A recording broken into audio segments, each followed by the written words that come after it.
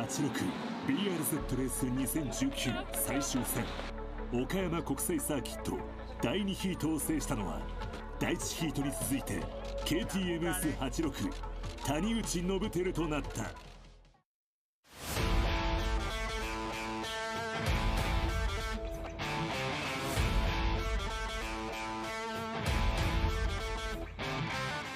今までの常識を超えた録画領域360度全方位を記録する360度カメラ搭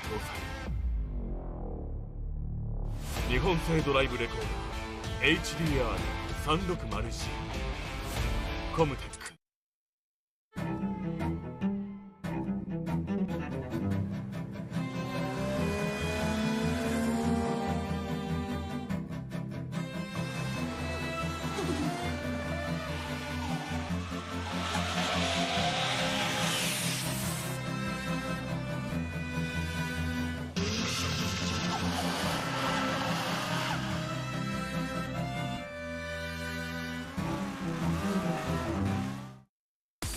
これが噂のバリバリバリの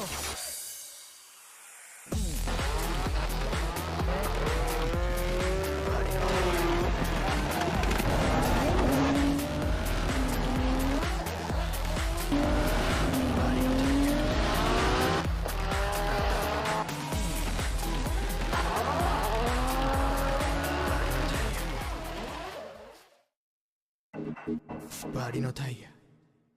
斉藤ローケージ。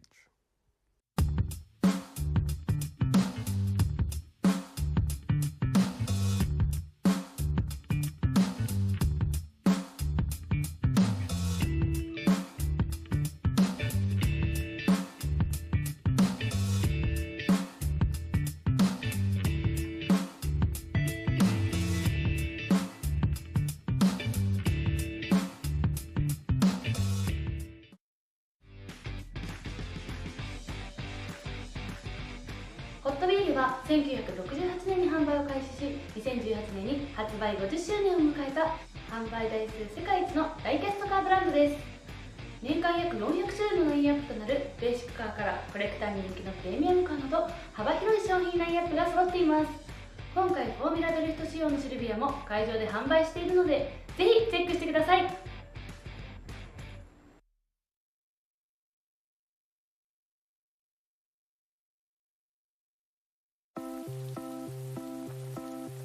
ねえねえ、雨の日の運転ってちょっぴり心配だよね。いざという時にちゃんと止まれるタイヤ、ウエット A。 ウエット A。 ウエットグリップ性能 A のタイヤなら雨でもしっかり止まれて高い安全性を発揮。滑りやすい濡れた路面でもより安心なやる。横浜。革新のカーボンベゼル。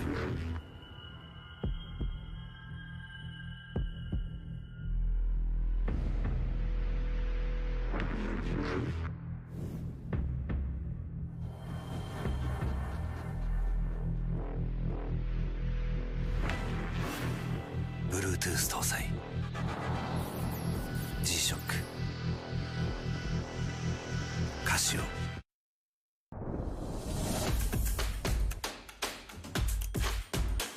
The brightness called brilliant.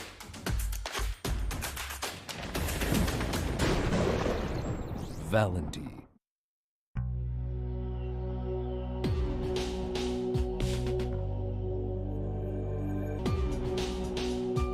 クオクオリティオブジャパニーズクラフトマンシップグリッド。 What's up, guys? It's Frederick Ospo, and I use RSR suspension on all my drift cars. I love RSR. EO RSR 一番。究極の静かさと安全性。オンロード、オフロード、世界中で活躍するケンダ。その信頼を支える静音性、安定性と対摩耗性。世界が認めた技術と信頼を街乗りでも。高品質と納得の価格、タイヤのポテンシャルをあなたに。ケン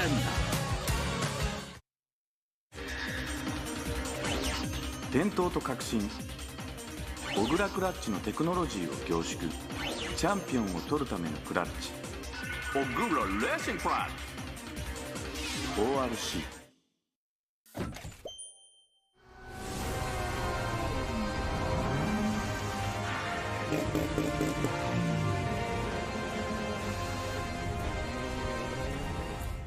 モティー。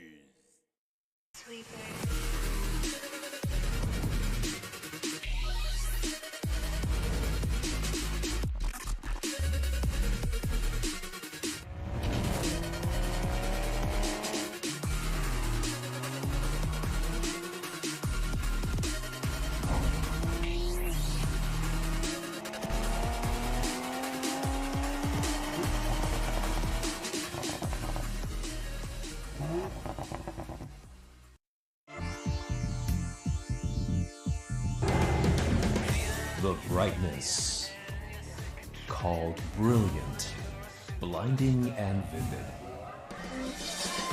Valenti. ねえねえ、雨の日の運転ってちょっぴり心配だよね。いざという時にちゃんと止まれるタイヤ、ウエット A。 ウエット A。 ウエットグリップ性能 A のタイヤなら雨でもしっかり止まれて高い安全性を発揮。滑りやすい濡れた路面でもより安心なやる。横浜。革新のカーボンベゼル。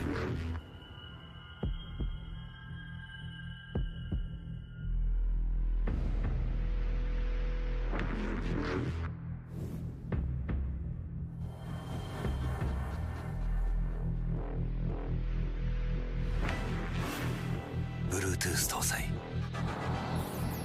G-SHOCK カシオ。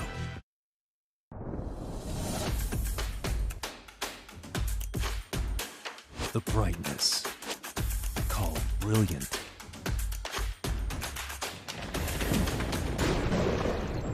Valenti.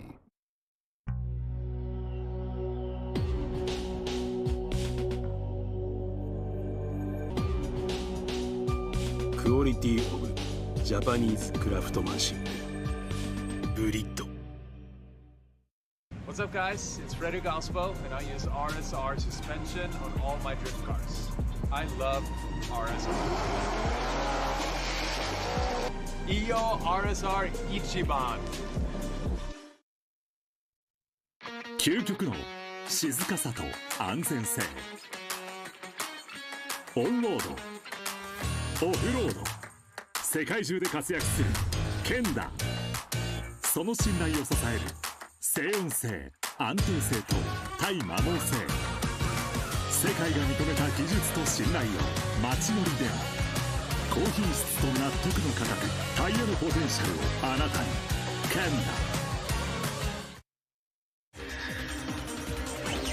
ダ。伝統と革新、小倉クラッチのテクノロジーを凝縮。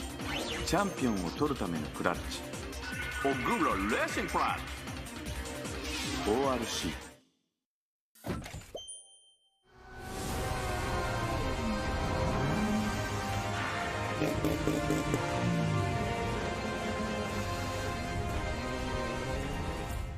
モティー。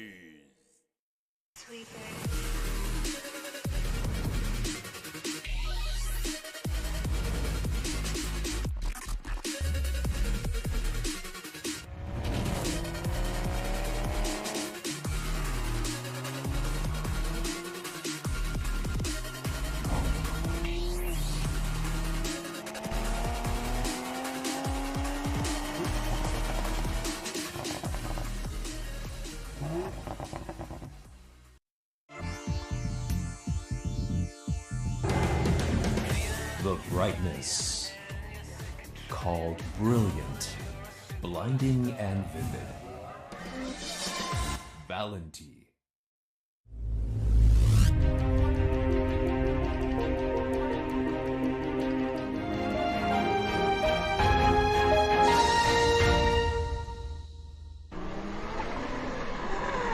Welcome, ladies and gentlemen, to round 4 of the 2020 Formula Drift Japan Series here at Okayama International Circuit in the Okayama Prefecture.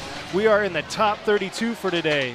I'm Kenny Harris along with Robbie Nishida. How are you guys doing? Welcome back for the people who were watching yesterday, and welcome for the people who are just turning this on and watching this for the first time, but we are here.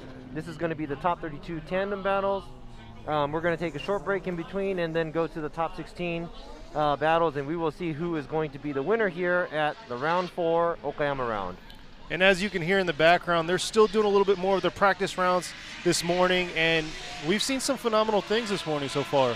Oh yeah, I mean, we're expecting to see close tandems. We're expecting to see great lead drivers, so the chase car can get as close as possible. No running away. And then look at the weather right now. Yeah, oh my God, I'm so thankful for the weather. Now, we just got done with the qualifier yesterday, and let us go over the top 10 of yesterday's qualifier, the top 10 qualifiers.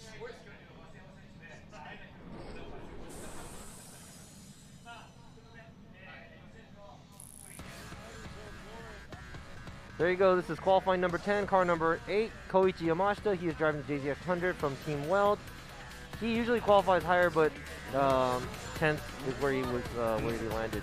Next is number 99, qualifying in 9th, Kazuya Matsukawa, and then in the AE85. And this is car number 963, Daichi Mizutani from Mizutani Jidosha with Zeknova. He's qualifying 8th. And then coming in for number 7th is going to be number 17, Jin Horino. Look at that, real close to the wall. We like that. And right here, this is last year's Formula Drift Japan champion driving his new car, Lexus RC, car number 100, Andrew Gray. He qualified, this is 6th. Yes. There you go, you got to get close to that wall. He got that part down. Qualifying number 5 is number 14, Tomohiro Murayama in his S14 with Buy Now Japan with Dunlop. Riding that outside line. And right here, car number 73, Kazuki Hayashi. He is driving the S15. Team West Auto with Good Ride. There you go. There's that's the only wall in this track, but still an intimidating one, yeah.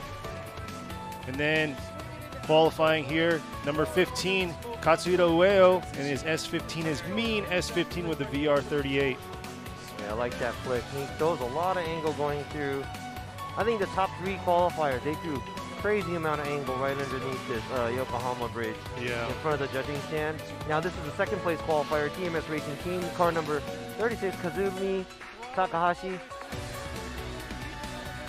Just clean, nice flick there. Clean BMW right there. Good amount of angle, riding the wall. And our one and only right here, our first place qualifier right here, number 555, Yukio Fausto in his S15, 2J powered. Had a nice, sweet run yesterday, just accelerated all the way through the track. Yeah, it was like pedal to the metal from the get-go. He was on gas all the way through the track. Good amount of angle, very steady. Look at this. Full control right there. Just gas all the way with crazy amount of angle. So there goes the smoke screen switch, turns it right on. Gets on gas. Oh. And then back to the Dunlop clouds, bridge. yeah. Clouds the camera. But yeah, I think the key here is for the drivers to, obviously you can make it, you have to make it outside to all the zones and the in-clip that we have, and you have to ride the wall ride, you got to do that too. But at the same time, we want to see deep angle right around the Yokohama bridge, which is right in front of the judging stand, right in front of, or right above the touch and go that we have after the outside zone 1. We want to see the cars use this area where you're going from one side to the other on the track, and as you're going to the outside zone 2 after the touch and go, we want the drivers to throw a lot of angle. We want the drivers to use the correct amount of angle to slow their cars down instead of going in straight, braking really hard, and trying to initiate going towards the outside zone 3. When you're shallow, you have to, since your car is going straighter, you have to get on the brakes harder. When the car is going sideways, obviously it's going to actually try to decel itself. That's like just, natural manner. So here's the track layout.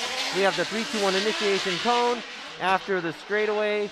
One big sweeper on the left side, outside zone 1. After that, we got to switch over. On the right side, there's the outside touch and go. Then you're going to have to flick your car back real quick because it's pretty close here and go into the outside zone 2, fill that zone. And with that same momentum and angle, you have to take the car all the way out to the outside zone 3, which is right along the wall. Do another transition, switch back, go through the inside clip, and finish really strong on the right side with a lot of angle.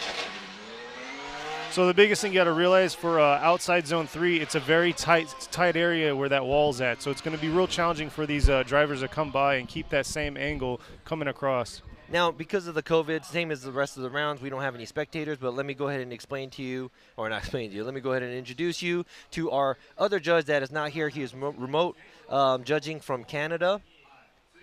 His name is Ryan Lantaine. There he you is. Go. Looking clean and sharp right there. Yeah. So Ryan is former Drift USA judge, former Drift Japan judge. He's usually here with us, but because of the whole travel restrictions, he is not going to be joining us, but he is joining us from Canada. I'm pretty sure it's like super early in the morning or something. Yeah, man, love you and miss you. Hope you were here, but hopefully you can make it out here to Suzuka next or in December if the restrictions go away. I love this because I could say anything I want. He can't say anything back to me right now. That's true. He doesn't have a mic, so. Yeah. But, yeah, just explained a little about Ryan's situation, and I am going to be one of the judges as well, Robin Yoshida. And over here to the left, we have the Japanese judge and commentator, Yoichi Imamura, and he is going to be commentating with Tom Saiba on the Japan, the live stream on the Japan side, Japanese side. There we are. So still don't know where that camera's at. Yes. Usually we're in a tent and we have a platform that kind of sticks out towards the track, but we were expecting a typhoon this weekend and it was supposed to hit us and get crazy. So instead of building, they took down the platform and they're like, okay, let's just use this wing truck. We'll sit in the truck and do the judging. But what happens? The more you get ready, the less chance you get the more things change. Yeah, and speaking of that, we got to walk around outside of the track last night because we had a lot of time. The stars were beautiful out here. Bunch of grown men just admiring the stars. Yeah, there was like 4 guys, and we were in the parking lot lying down just looking at the sky. Because this track's located like in the middle of the mountains, and there's no not much society, like 30 minutes away. There you go. We're surrounded by mountains, and most of the tracks in Japan it takes about 30 minutes. And like we were saying, that's the lodging right there. So they do have lodging on the track. So very convenient for us. Yeah, it takes about 30 minutes to get out to society or to even go to the closest. Maybe 30, 40 minutes drive, get to a convenience store or something to buy something. So we usually just get our snacks, come up here, and I wouldn't say we're stuck here. This is a nice place to be because it's really, really chill. It's quiet. We were kind of looking forward to, encountering wildlife out there. But this track, I guess I didn't really explain it before, but they have a wolf in this facility.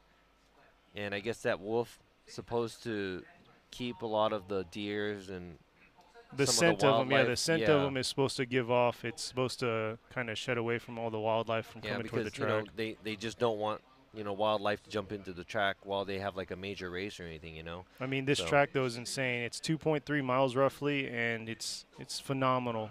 Beautiful track, well built, but and maybe I'm late into it, but look at this. I mean, drones is a game changer. It gives you. It's been around for years, but it's just so cool. Oh, it's coming. The drone is coming right to us. As we were speaking, we were just talking about the drone, and it is right in front of us. I don't know if you could see us waving. So we should have some There you good footage today. See the tandem battles from above. Definitely that bird's eye view is way better than some of the views that we can see from up here. But and we're going to be judging off of what we see and what we, we run into some of that when we're judging. It's one of those he said, she said, he did this, she did this kind of deal.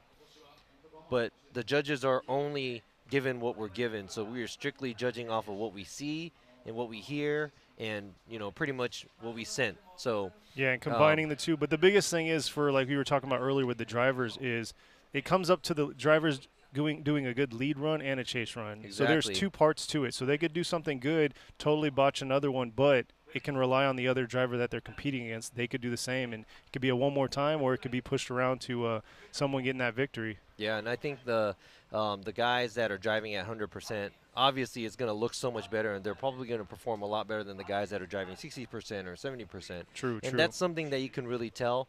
And, either or, whichever way it goes, you're going to have to, trust us on this and just give us, we have the experience that we've been watching thousands and thousands of runs and cars and, jumped into cars and did all kinds of stuff. So you're going to have to trust us on this.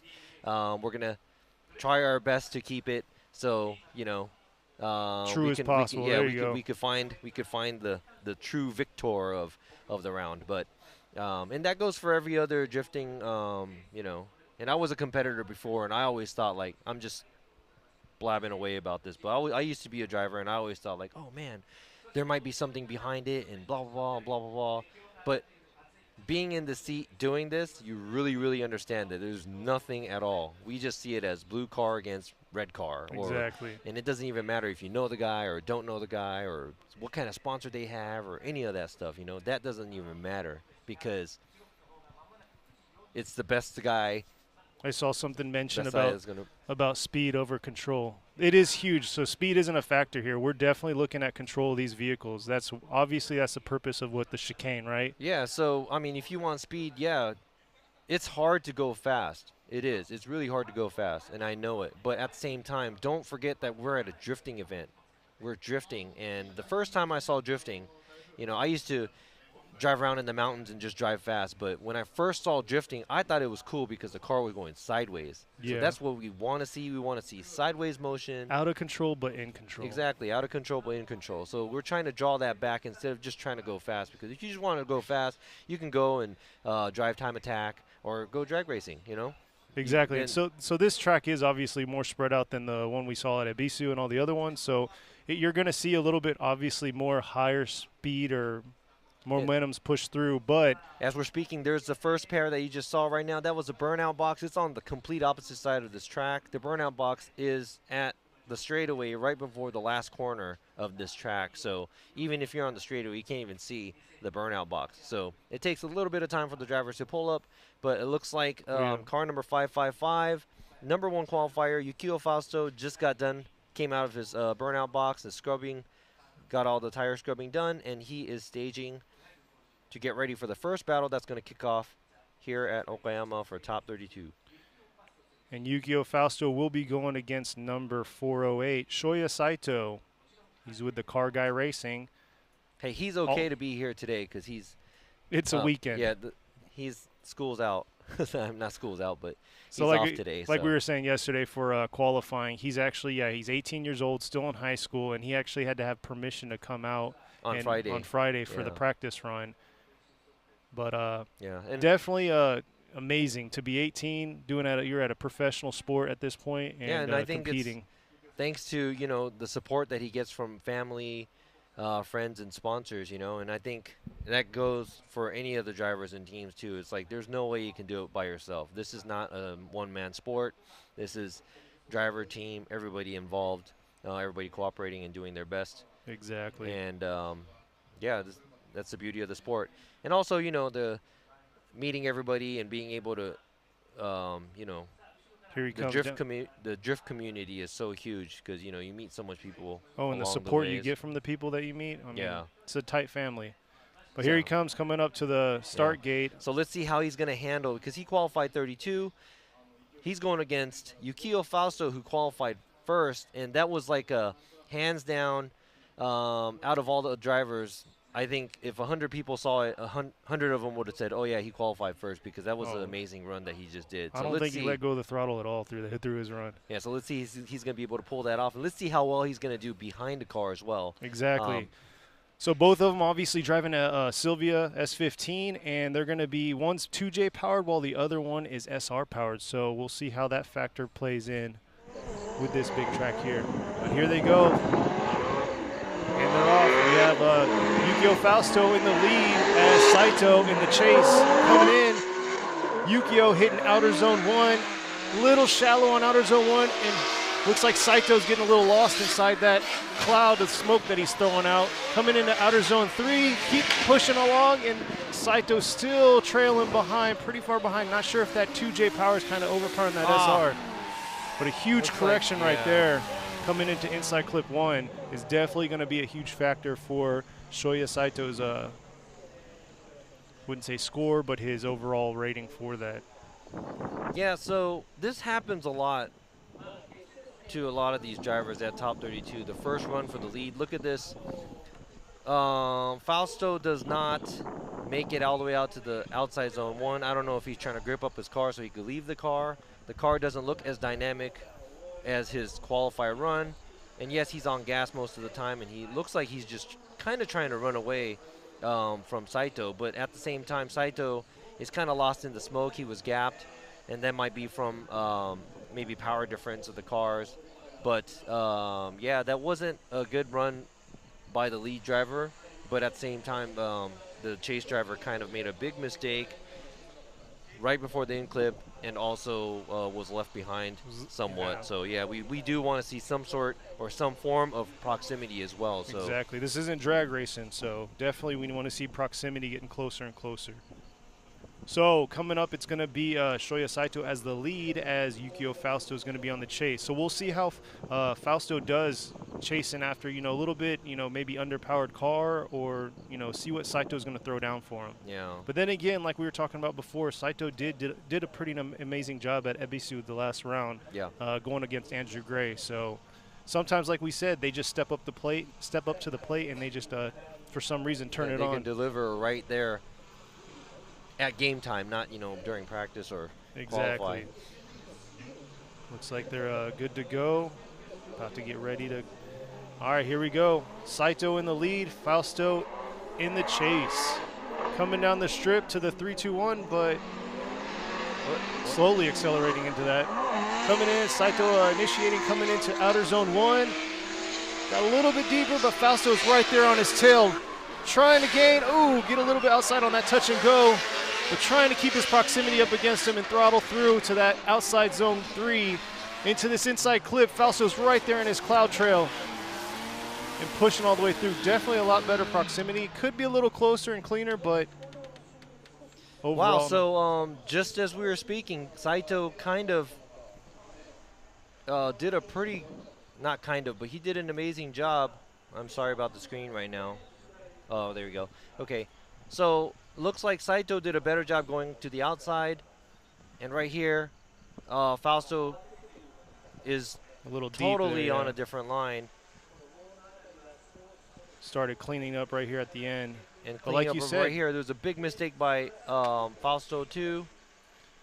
Well, like you were saying, Saito right there stepped up to the plate and threw a pretty good lead run right there. No, like I stumbled whenever they were coming down the stretch, because it seems like there was like a deceleration before the 3-2-1. That's why I kind of stumbled a little. Oh, no, I totally agree, but I don't know what that was. I don't know if that was a slowdown by one of the cars. I don't know if that was a misshift. To be honest, I don't know why that happened. Yeah, it was and I don't know if that was just Fausto overreacting to it, or if that was Saito misshifting and Fausto reacting to it. Yeah, or getting too close, or maybe that was like a surprise attack for him to gain on him that quick, faster than he was expected. So let's see what the judges have to say. So let's see what Ryan has to say right here. Ryan's going for Fausto, Yoichi with Fausto, and Robbie with the one more time. Yeah. So it looks like Fausto's going to be pushing on. So that was Yukio Fausto. And yeah, I went with the one more time. I was explain that too. But then I know why the other judges went with Yukio Fausto. But I just looked at Saito's lead run. He wasn't, or it wasn't a perfect lead run, but it looked like it was a little bit better than Fausto's lead run. But at the same time, Fausto was closer in proximity, and being closer is going to be harder to make a chase. And Saito was falling behind pretty bad, so yes. So next coming up is going to be number 19, Yuchi Amagai. He's going to be in the dark green, or we were trying to talk about this yesterday, but the green S15, that's 2J powered, and then he's going to be going against number 344, Hayato Miyoshi in the R34. All right, here they go coming down the stretch. Amagai's going to be in the lead while we have Miyoshi in the chase. Here comes Amagai coming through into outer zone 1, trying to get the full take on outer zone 1, sweeping through, but Miyoshi's right there on his tail, coming through, kind of falling a little bit behind, but trying to get that proximity a little closer. Miyoshi dialing in on him right here, coming through into inside clip 1, but Amagai kind of pulled a little bit away from him right there at the end. All right, so that was a pretty nice lead run by Amagai. Not so much proximity by Miyoshi behind him. So let's go ahead and check out the replay again. It was kind of in and out right there.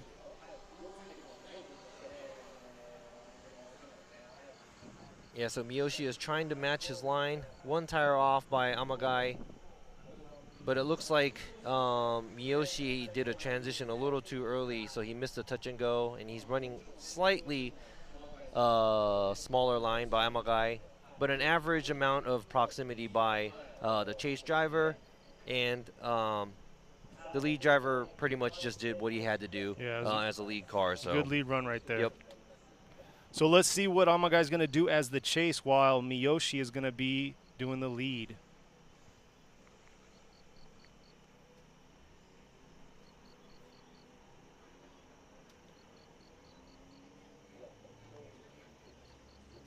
All right, here they come, coming up to the line. Real clean R34 right there, powered by an RB26, so he kept it traditional. Didn't go 2J. I guess it's not 100% traditional. In Japan? Because it'd be RB25 at that point. Yeah, but I don't know. I don't think his car is a GTR though. That's what I'm saying. That's why it's not 100% traditional, but it's still it's keeping in the family type thing. It's like 85%. Yeah, there you go. Yeah. So there they are lined up. So we're going to have Miyoshi on the lead while Amagai's going to be on the chase. Looks like they're ready to go, and here they go. See what Miyoshi's going to throw down for Amagai to chase on. Looks like Amagai took a little bit of lead right there. Miyoshi coming in. Nice hot entry into outer zone 1. Dipping the tire right there. Amagai's falling a little behind, but trying to close that proximity right there. Oh, but Amagai really messed his lineup right there. But Miyoshi is not phased at all, pushing through. Oh, no. Amagai is just correction over correction right there. Not sure what happened. Maybe this transition part right here, going from the touch and go into outer zone 2, it really gets tricky for these guys. Yeah, it does, and especially for the guys that dive in a lot harder than the lead car after the outside zone 3, because they're going to actually lose. They're going to lose their line. The line is too small, so they're going to lose their lane right here. Check this out. Like right here, he's way too in, so he has nowhere to go, and he's going to have to wait. So it's going to be really hard to do the transition there because he's not going to be able to weight transfer the car because the car is pretty much almost straight and just barely keeping it drifting, you know? It's very rough. We've seen Amagai do some good things out here. So that's definitely not the run that he wanted. Let's see what the judges have. See how his lead is going to compare to his chase right there and vice versa. So we got Ryan Lontan. What's he got to say? He's going to say Miyoshi, Yoichi Imamura with Yoshi, and Miyoshi's going to be pushing on to top 16.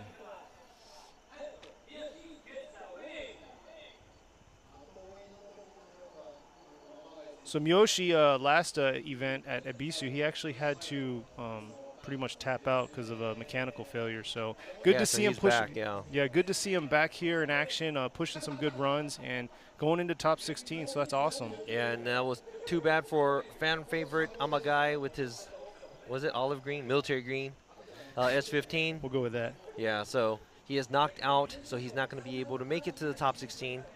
Miyoshi will be moving on, and he is going to be going against number one qualifier, Yukio Fausto, for the top 16 round. And let's move on. That's the first battle bracket knocked out right there. Is filled. So next we're going to have number 963, Daichi Mizutani, with Mizutani Jidosa with Zeknova in the S15. And then we're going to have also number 53, Mitsunori Yoshimura in the Team Mori S15 right there. Yeah, so Yoshimura is he's a rookie. It's his first year competing. And it's like a Pro-Am almost, or Pro-Am Pro 2 event in Japan, and I think he won one of the rounds there and got his FD Japan license. Okay. And this is his first round. It's an SR powered S15. And I think Mizutani's been in the mix for a few years now, so he knows what's up. He knows how to do this. And yesterday, his qualify run, he had a nice flare in it when he was doing the transition here. So let's see how well Yoshimura is going to keep up with him. So we got Mizutani in the lead while Yoshimura is going to be on the chase. Mizutani coming into 3-2-1, coming into outer zone 1, keeping that angle through, but Yoshimura right there on his tail, but losing a little bit of his proximity right there into that touch and go. Mizutani pushing through, but couldn't quite get all the way outside of outer zone 3, and then swinging back around to inside clip 1. Yeah, now there's mistakes that Yoshimura made behind Mizutani, but at the same time, Mizutani's lead run was very, how can I say it? It is not 100% clean. It is not close to what he did for the qualifier run, and that is exactly not what we want to see. And like I was telling you earlier, a lot of the cars in top 32, they try to grip up their car because they're going against their opponent and they want to leave him. But right here, he does 2 tires off over there on outside zone. Not so much of a hard flick here. Then after here, he kind of leaves outside zone 2 way early and doesn't really fill the zone. Way far away, he's on the other side of the lane from the outside zone 3. Right here, there's a correction right before the finish line. So very sloppy run by Mizutani. And I think Yoshimura was just trying to keep up. Trying to make something happen. Yeah, he was just trying to stay behind as close as possible to Mizutani. And it looked like he caught up to him real quick at the end. So definitely going to see what Yoshimura is going to throw as the lead. Yeah, with so Mizutani now it is going to be how well he's going to be able to do his lead run, because the judges will be looking and comparing the lead run of the lead car and the lead car of the chase car, and the chase run of the lead car and the chase run of the chase car. So lead to lead, chase to chase. Okay, that was like a tongue twister. That was. Yeah. Confusion was happening right there. Exactly. You could have just said lead to lead, chase to chase. I should have said that in the first place. I totally understand, but it's okay. We're now in your head, and it's very confusing. I'm judging and speaking. You got to give me a break. Yeah, but you're ex-pro driver, so you know you can multitask. I'm not an announcer, so. Okay, here we go. Yoshimura on the lead, Mizutani on the chase. Let's see what Yoshimura is going to do for him and see if he can throw down a nice run, solid lead run. Oh, right there, Mizutani right on his tail coming into outer zone 1. Yoshimura a little shallow on outer zone 1, but Mizutani's right there. Real early transition at that touch and go for Mizutani, but pushing through. Yoshimura trying to get that outside zone 3, but Mizutani is right there, hovering right behind him, pushing into inside clip 1. All right, so Yoshimura does a better job line-wise, but yes, he is a little shallower than how Mizutani was driving. And Mizutani, when he was chasing, he was doing his transition a little too early from the touch and go. So his line was kind of crossed here. Let's go ahead and check out the replay. Right here, Yoshimura starts to creep out to the outside zone and starts to fill the zone pretty good, but slightly shallow. And right there, Mizutani's behind there doing a transition way far, but he does reach it all the way out to the outside zone 2. And there's more proximity from the beginning to the end than Yoshimura when he was falling, but at the same time, Mizutani looked like he was trying to run away, and there was a lot of mistakes made by the lead car too. So this is going to be a tough decision because they both had their fair share of mistakes in their lead runs. But let's see what the judges gonna get for these two. So Mizutani and Yoshimura.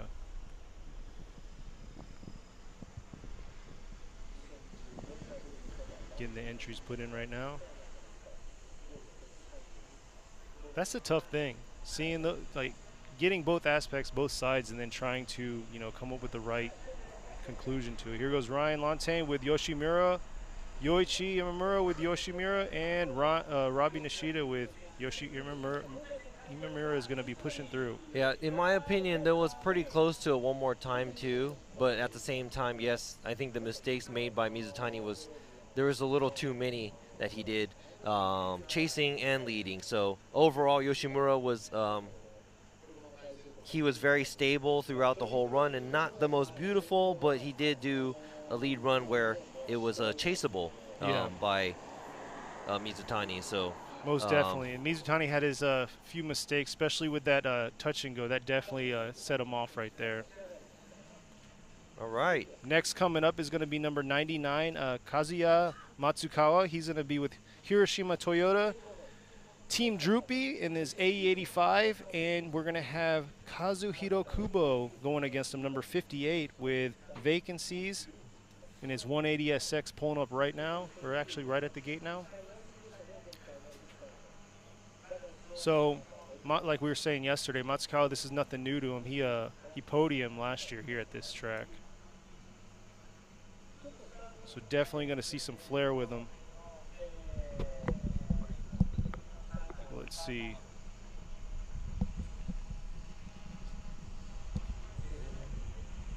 Get some less. Looks like they're ready to go. Matsukawa in the lead, and Kubo's going to be in the chase.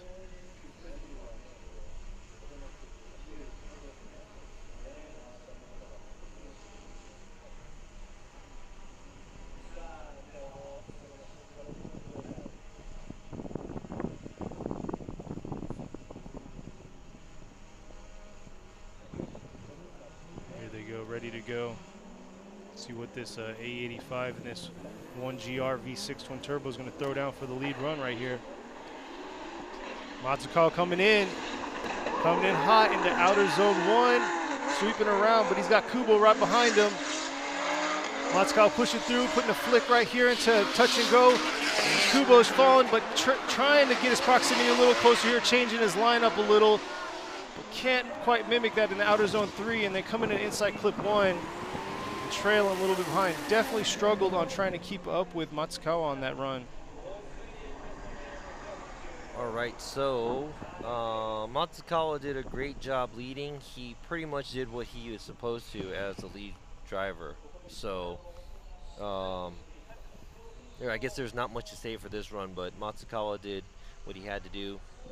Kubo falling behind a little bit, transition way before the touch and go, and tries to play catch up, drives in straight, or not straight, but very shallow, makes a very small line just to keep up, and there you go. Straighten right there, the big mistake right there, straightened out. Yeah, you could definitely tell on that touch and go, he definitely didn't take that hard flick because he already was trailing behind. So if he would have flicked right there, it would have definitely made him trail a little bit further behind. Exactly. So I think if you're already falling behind on outside zone 1, it's almost better to even give up. Try to, how can I say it? Try to do a transition at the right spot so you can get back on track to get as close as possible to the lead car. But, you know, there is a lot of power difference and grip difference and all kinds of stuff behind these cars, so sometimes it's harder to keep up with some of the faster cars, or you know, some of the more nimble cars or gripped up cars. So and Kazuhiro Kubo, he didn't make it to Ebisu, did he? Yeah, he didn't make it to Ebisu. I think he had mechanical issues, and he had to sit out for that last round. And he is usually at all the rounds too. Yeah. So trying to get this car back dialed in and get it all squared away. And it's also a new car for. I know he drove S13. Similar chassis, but you know, probably a little different. So we got Kubo coming in as the lead and Matsukawa in the chase right here. Kubo coming in with a nice entry into outer zone 1, a little shallow into outer zone 1, pushing through, and Matsukawa right there on him with this transition right here. Pretty good lead run, pushing through, trying to get that outer zone 3. Matsukawa falling a little behind, throttled off right there into outer zone, coming out of outer zone 3 into inside clip 1. Definitely not like him to throttle down like that at after outer zone 3, so not sure what happened, if his line was off or not. Yeah, so I am not sure if it was Kubo trying to run away, but it doesn't look like he was too shallow when he tried to run his line. So maybe that's just the way the car is set up right here. He does an all right job on the outside zone, does a quick flick, not super deep in the angle, and just kind of starts to walk away from Matsukawa. And I don't know if this is because Matsukawa thinks he has an advantage and they're kind of holding back. Exactly not what we want to see. Exactly. But we would have to take everything in factor. It looked like a little bit on the end right there. He throttled down because his back end was kind of coming a little deep, so it was gonna come off track a little. But who knows? We'll see what the judges have to say about both Matsukawa and Kubo on their runs. Who knows? I don't know. It's true. I don't know. No. We were like, well, who knows? You know. Only person that'll know is the driver at that point. No, the driver won't even know. The driver is in the zone. Okay, the driver is the most, how can I say, confused person out here because number one, they don't get to see themselves on the outside. So the spotter would know a lot. So the spotter would have to explain everything to the driver. And for those of you who are not familiar with that, the spotter is the person who is like the RC car remote guy. Here we go. What's Ryan going to vote for? It's going to be Matsukawa. Then we got Yoichi with Matsukawa and Robbie with Matsukawa right there. Matsukawa pushing through. Gets the win. Kubo is going. He just got knocked out, and he's going to have to come back at the next round at Suzuka. So yep, round 5. Good luck for him there. And now that's going to be car number 53 Yoshimura going against car number 99 Matsukawa for the second battle of top 16. So just as I was explaining, the spotter is the one that's on the outside with the radio, usually talking to the driver and telling them what's going on the outside, what we're talking about, everything on the outside. So they're your eyes and ears. And usually the driver is like the RC car itself. And they got to do what the spotter's pretty much telling them. Yeah, the spotter says, yo, go do this. And you're like, okay, I'll go do it. So next we have at the line is going to be number 73, Kazuki Hayashi in his S15, Team West Auto with Good Ride. And then we have number 666, Shuichi Mano in the Chari Boy 180 or 1 Via. Coming through right here, pushing in. Hayashi trying to throw that lead down, throw some smoke at Mano right now. Mano's getting a little lost in that smoke, pushing through to that transition into outer zone 2, swinging around to outer zone 3, and Mano still struggling to try to keep up with Hayashi, and Hayashi's just getting lost in all that smoke that Hayashi isn't. Mano's getting lost in that smoke that Hayashi was throwing down. I'm going back and forth over here. I thought he was getting lost in his own smoke. I was getting excited there. So there's an obvious power difference right here. I think Hayashi's car probably pushing out a lot more power, so they have an advantage at these big tracks, but I think Mano is trying to do everything he can. But there is no proximity here by Mano, but at the same time, Hayashi did dip out 2 tires on the outside zone, but does a real great job right through here going along the wall. And Mano looks like he is trying to copy his angle in line, but the proximity is not there at all. Yeah. Definitely rough, but it's surprising because they're both, 2Js in their car. So, but like you said, their setup could be totally different. Their grip setup could be different, causing him to get a little bit of a run. Hayashi getting a little bit of run on Mano. But yeah, that's not what we want to see. We want to see that close, in your door, in your fender proximity from these individuals. So let's see what Mano's going to do for him and see if Hayashi can give us that proximity that we want to see. Yeah, so now, like I was saying about earlier, the power difference and the grip difference, and there's so many different cars, which is the beauty of drifting and also Formula Drift. But watching this, everybody always thinks that, okay, the car with the most power and the most this, most that is going to be the winner, but that's not how it works out because it is drifting. Now, if Mano's car is a lot more down on power or less power than Hayashi's car, Hayashi has to match up with that. And if Mano's car doesn't have as much grip or has more grip, I'm not sure, Hayashi's going to have to match that. So that's what's hard, and that's what the chase car is supposed to do. That is what the The challenge is right there, which keeps it exciting. Yeah, yeah. So it's not just about, you know, who has a faster car or who has, you know, the more grippier car. It's about control and being able to control and being able to adapt to what the lead car is going to throw at the face of the chase car. Here they are fixing his loose flap on his Yeah, it looks like his eyelid was flipped up backwards. Yeah. It was giving you that stank eye. Yeah, the stank. Well, you know, I do like the different look of that. Yeah. Because usually people have the little half set on those flip-up headlights. But you don't see flip-up headlights anymore? Yeah, I mean, it's not legal, I guess, to have on cars anymore. So. Yeah. So here we go. Mono's going to be in the lead. Hayashi in the chase. Here they go. See what Mono's going to throw down for this lead one right here coming through, but Hayashi's right there on him in a 3-2-1, coming into outer zone 1, swinging around. Looks like Hayashi's a little bit behind him, but Mono's pushing through into outer zone 1. Little flick right there. Hayashi's trying to adjust to the power difference right here, but keep his proximity into outer zone 3. Mono not getting phased, just pushing through, even though Hayashi's right on his door into inside clip 1. Proximity was way better on this run for sure. Yeah, but I would like to say that Mono did a great job on his lead. Hayashi was all over him, but at the same time, Mono just did what he had to do. He ran hit the zones. He ran most of outside zone 1. Started to get towards the end or middle to the end, and right here, good amount of angle coming off of the touch and go. A little late on the outside zone 2, rides the wall. And right here, nice flick right there. But yes, Hayashi was right there too. So transitioned right into his door. So there you go, the comparison, you know, lead to lead, chase to chase again. Here we go. See what Ryan's going to go for. Ryan's got Hayashi with Yoichi on Hayashi and Robbie voting for Hayashi. So Hayashi's going to be pushing on to top 16. You know, and I would say that wasn't not so much of an easy call, I would say. I mean, Hayashi did a great job too, but Mono did a really great job, you know. I mean, it was kind of a close call too, because Mono, you know, that's what we want to see. We want to see the lead car do what he's supposed to do. And Mono did everything in his power to do the best he can on the lead run.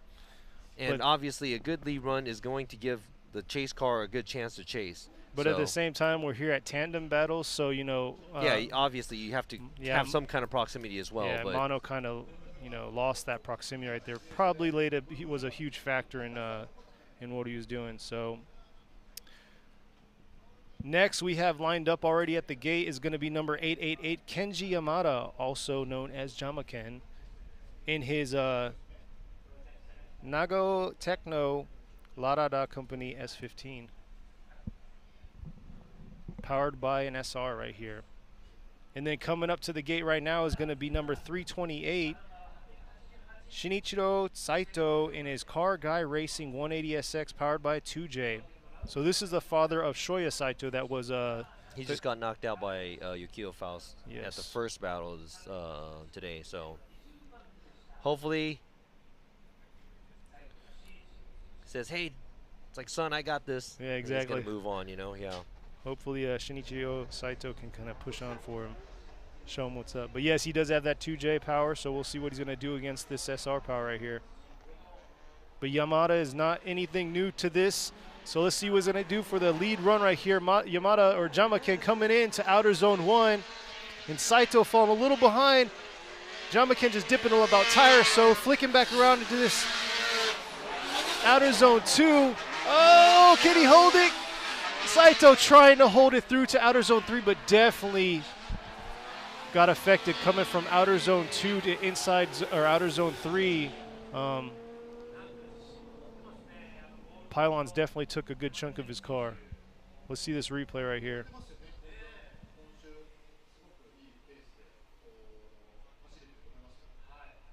That's a nice flick. It looks like Saito had a very late initiation and not any flare in his flick. Very shallow behind Yamada, so Right here, he kind of swings it out a little bit too much, and correction, that's an incomplete for the chase car. And Yamada, actually, this is a very nice lead run by Yamada. Yeah. Nice wide line, good amount of angle, nice flick. Definitely rough to see that incomplete, because that just puts more pressure on him going up as the lead against Yamada. So we'll have to see here how he's going to perform. But yeah, like if you didn't follow us yesterday during the qualifying, Saito actually had to miss out on the practice runs on Friday. Yeah. So he showed up yesterday, guns a-blazing, trying to get some runs in before competition for qualification. But made qualifying at number 20 with a 79, is trying to push through. But we'll see what he's got to do for the lead run, while Jamaken's going to be on the chase.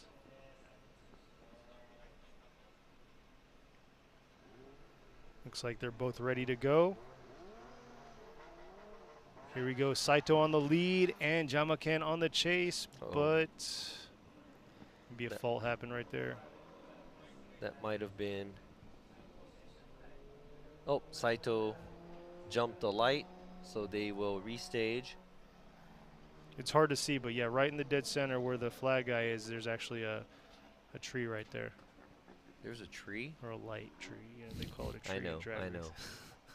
But for a normal person, be like, there's no tree there. It's the middle of the track.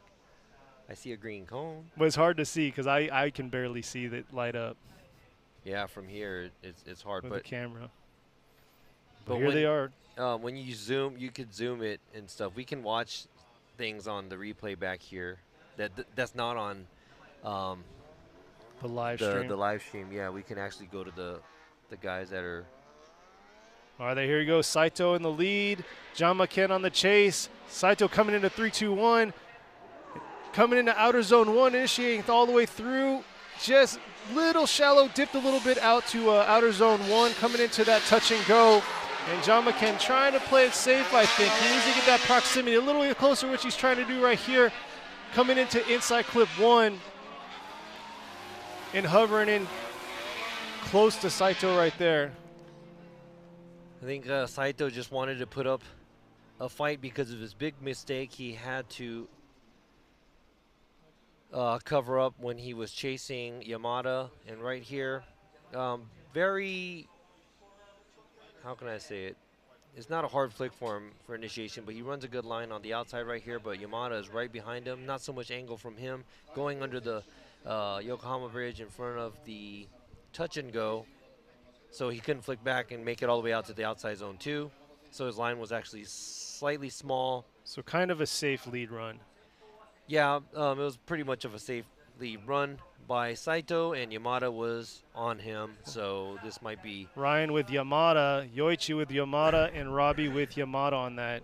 Unfortunately, this Saito is not going to be pushing on, and we have Yamada pushing on to top 16.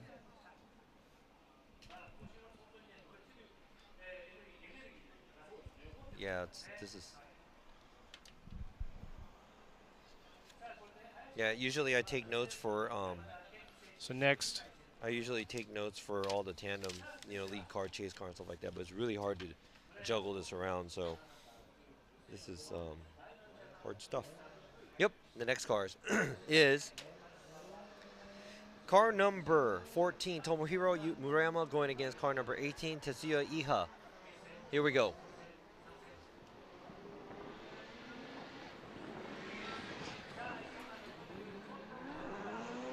Murayama coming in the lead with Iha right behind him. Iha's trying to close in that proximity, but Murayama just pushing through, smoking him out. Getting back onto right here to outer zone 3, right? Pushing through. And Iha just trying to close that proximity, but just trailing a little bit behind. And could do a little bit better on his proximity on him. All right, so there's two things. One, Iha wasn't too far, but not close enough. And number two, Murayama's run, actually he missed outside zone 3. So this is pretty similar, the run. Both of the cars are throwing the same amount of angle. They're running the similar lines. Right here, Iha is running and mimicking his line and doing the transition same place as Murayama is doing. Misses outside zone 2 slightly, but Murayama also misses outside zone 3. And Iha is trying to stay with the lead car right here. So it looks pretty even as a chase car and a lead car, but now we're going to have to flip it around and see how Iha is going to do on his lead run. He's going to shine a little bit brighter on that lead run, so we'll see what he's going to do. But yeah, Iha's in the Crown, the Toyota Crown, powered by 2J, while Murayama's in the S15, powered by an SR, or S15, S14, sorry. See, you're so used to saying S15 because there's a lot of S15s. I know. No, I was silent there because I got lost on my bracket. All right, here they come, lined up. So we're going to have Iha in the lead this time, and Murayama's going to be on the chase.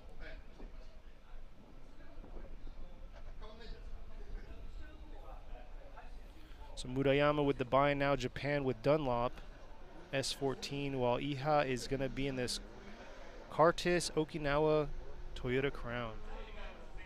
All right, here they go. Iha coming in the lead right now, Murayama in the chase.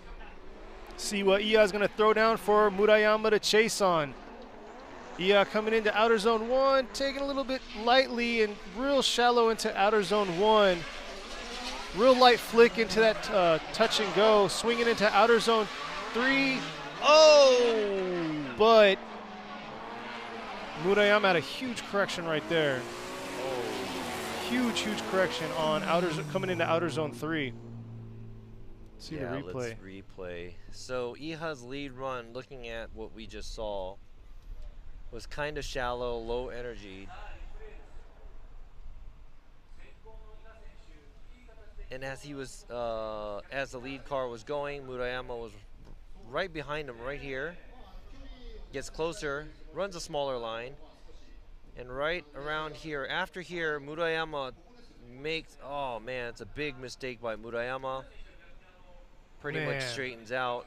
But see, like we were talking about yesterday during qualifying, if you're just tuning in, that transition from outer zone 2 coming into outer zone 3, there's actually an elevation change. So you saw how his car kind of hopped a little. So that could have been a factor, but then again, this is nothing new to them. They've been running this track the last 2 days. And they had enough time to practice. Exactly. So we can't really play that, but that's the big thing right there you have to realize is that transitional change in the elevation. And you can see it right there on the screen. Yeah, there was a lot smaller line there and also a big mistake by Murayama chasing. So this is going to hurt Murayama a lot.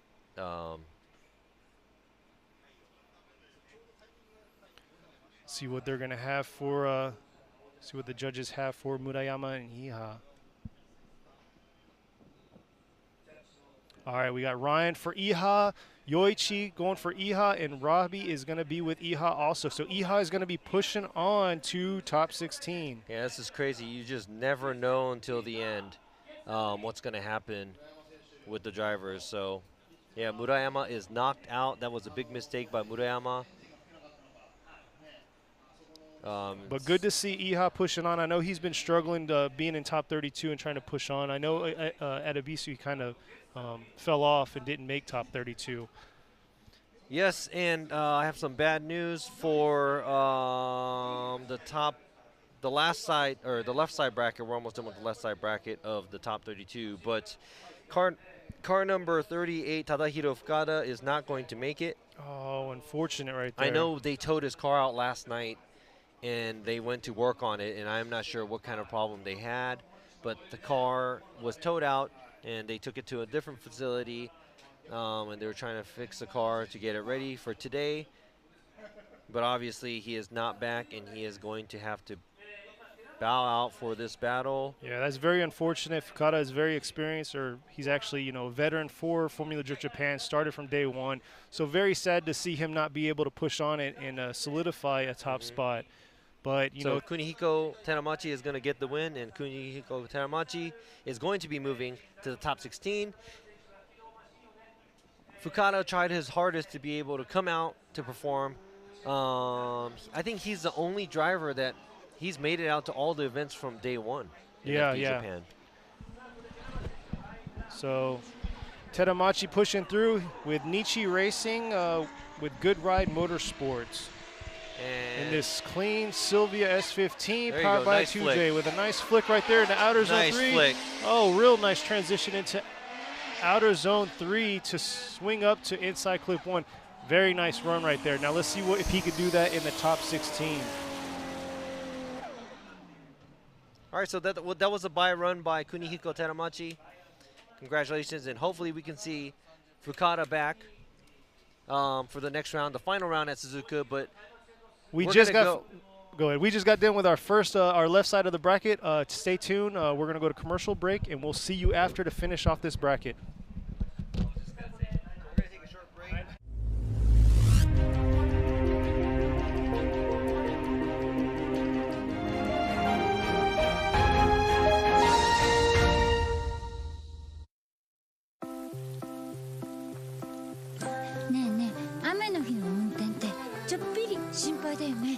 いざという時にちゃんと止まれるタイヤ、ウェット A。 ウェット A。 ウェットグリップ性能 A のタイヤなら雨でもしっかり止まれて高い安全性を発揮。滑りやすい濡れた路面でもより安心やる。横浜革新のカーボンベゼル。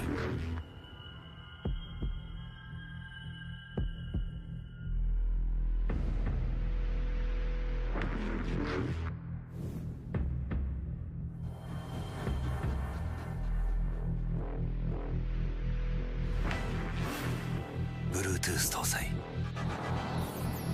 G-SHOCK カシオ。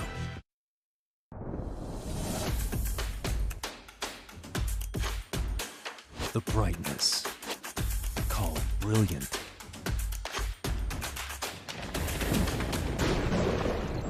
Valenti.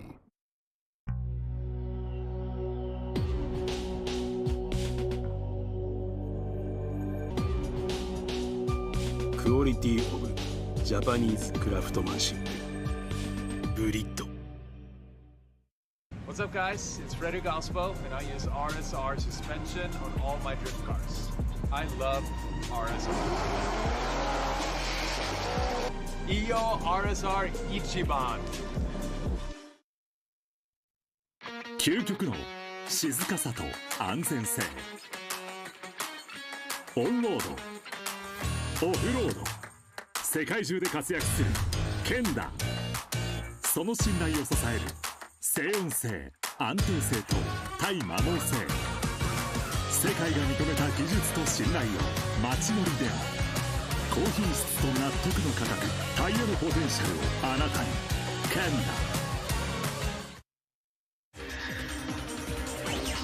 伝統と革新、小倉クラッチのテクノロジーを凝縮。チャンピオンを取るためのクラッチ、小倉レーシングクラッチ ORC。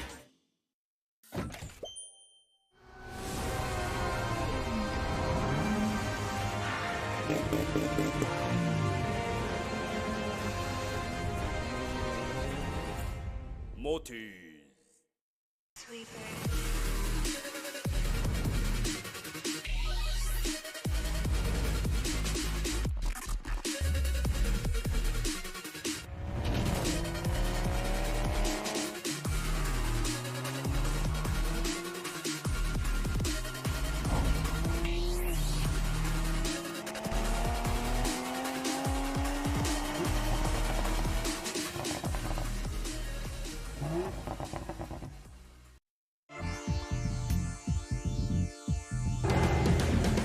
The brightness called brilliant, blinding and vivid. Valenti. ねえねえ、雨の日の運転ってちょっぴり心配だよね。いざという時にちゃんと止まれるタイヤ、ウェット A。 ウェット A。 ウェットグリップ性能 A のタイヤなら雨でもしっかり止まれて高い安全性を発揮。滑りやすい濡れた路面でもより安心やる。横浜革新のカーボンベゼル。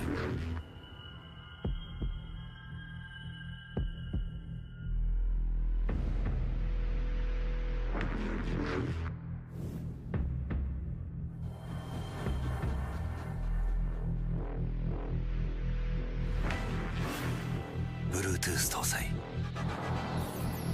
G-SHOCK カシオ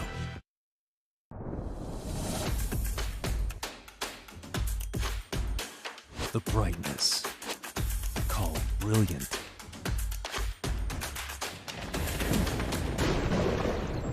Valenty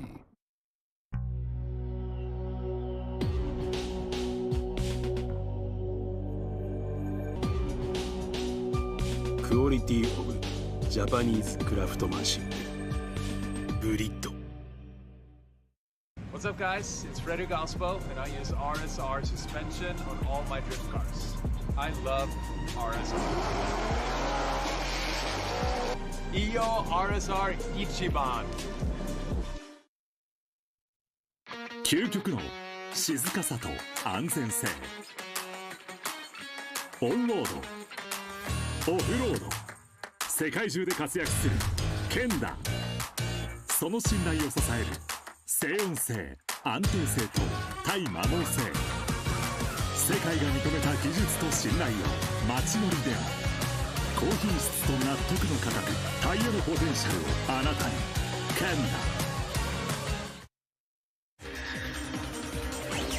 ダ。伝統と革新、小倉クラッチのテクノロジーを凝縮。チャンピオンを取るためのクラッチ、小倉レーシングクラッチ ORC。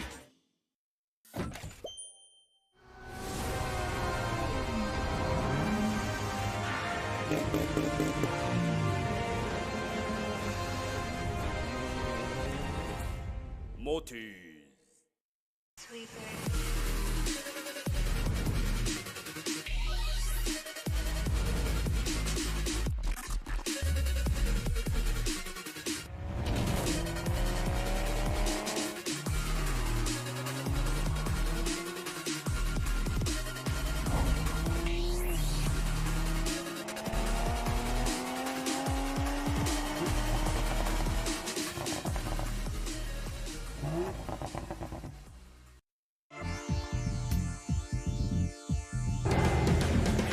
The brightness called brilliant, blinding and vivid. Valenty.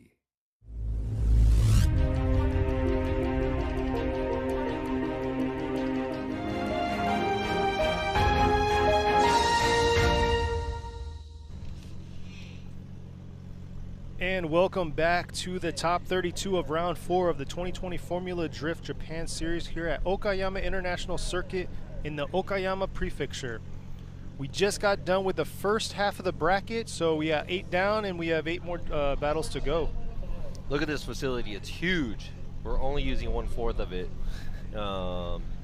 1/4 of the 2.3 mile track that they got. Yeah, because number one, I think if all these high power cars drifted the whole track, by the time they go through the finish line, they won't have tires. They'll just be on rims. Exactly. They're probably gonna have a blowout on the way somewhere, but like he was saying, it's just 1/4. So if you see outer zone 3, whenever you check the track out, outer zone 3 is actually the cutoff right there. So it's not actually technically part of the track, but it is our track today for Formula Drift Japan.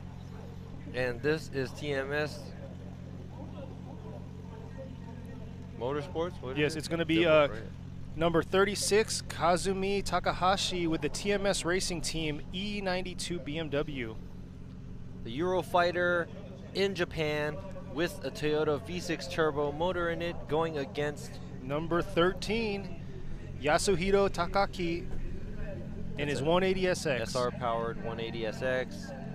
And I was talking to him the last round. I think he said he was running, or I'm not sure if he did anything to it in between the rounds, but the last time he was running, he said it was like a stock bottom end or something. Really? And he's just pumping nitrous and big turbo and it makes like 500 horsepower. So just forcing that power through it. Yeah, so for those of you who thinks SRs blow up all the time, run some nitrous. It'll. Well, in his case, it doesn't, I guess. So. Exactly.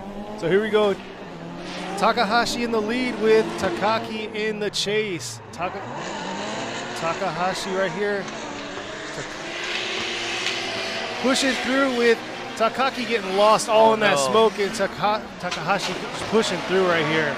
Yeah, Takahashi's doing a good job on Yeah, Takaki just trying to keep up with that SR power like you were saying. watch the replay, but I just don't.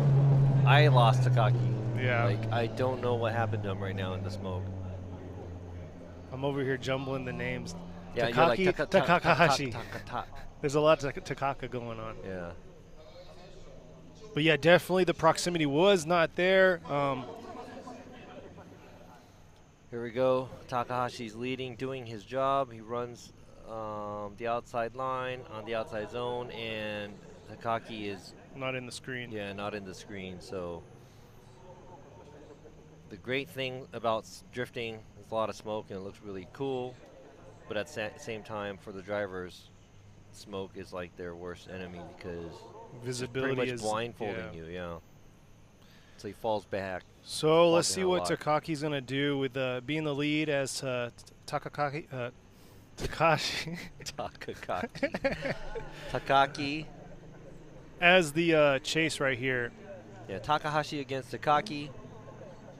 Takahashi's gonna have to really probably tone it down a little and see if he can get that proximity dialed in and throttle control with Takaki in the lead. Could have been a power difference right there on that lead to chase run, obviously, but we'll see right here how it's going to be, how that power is going to be flipping around.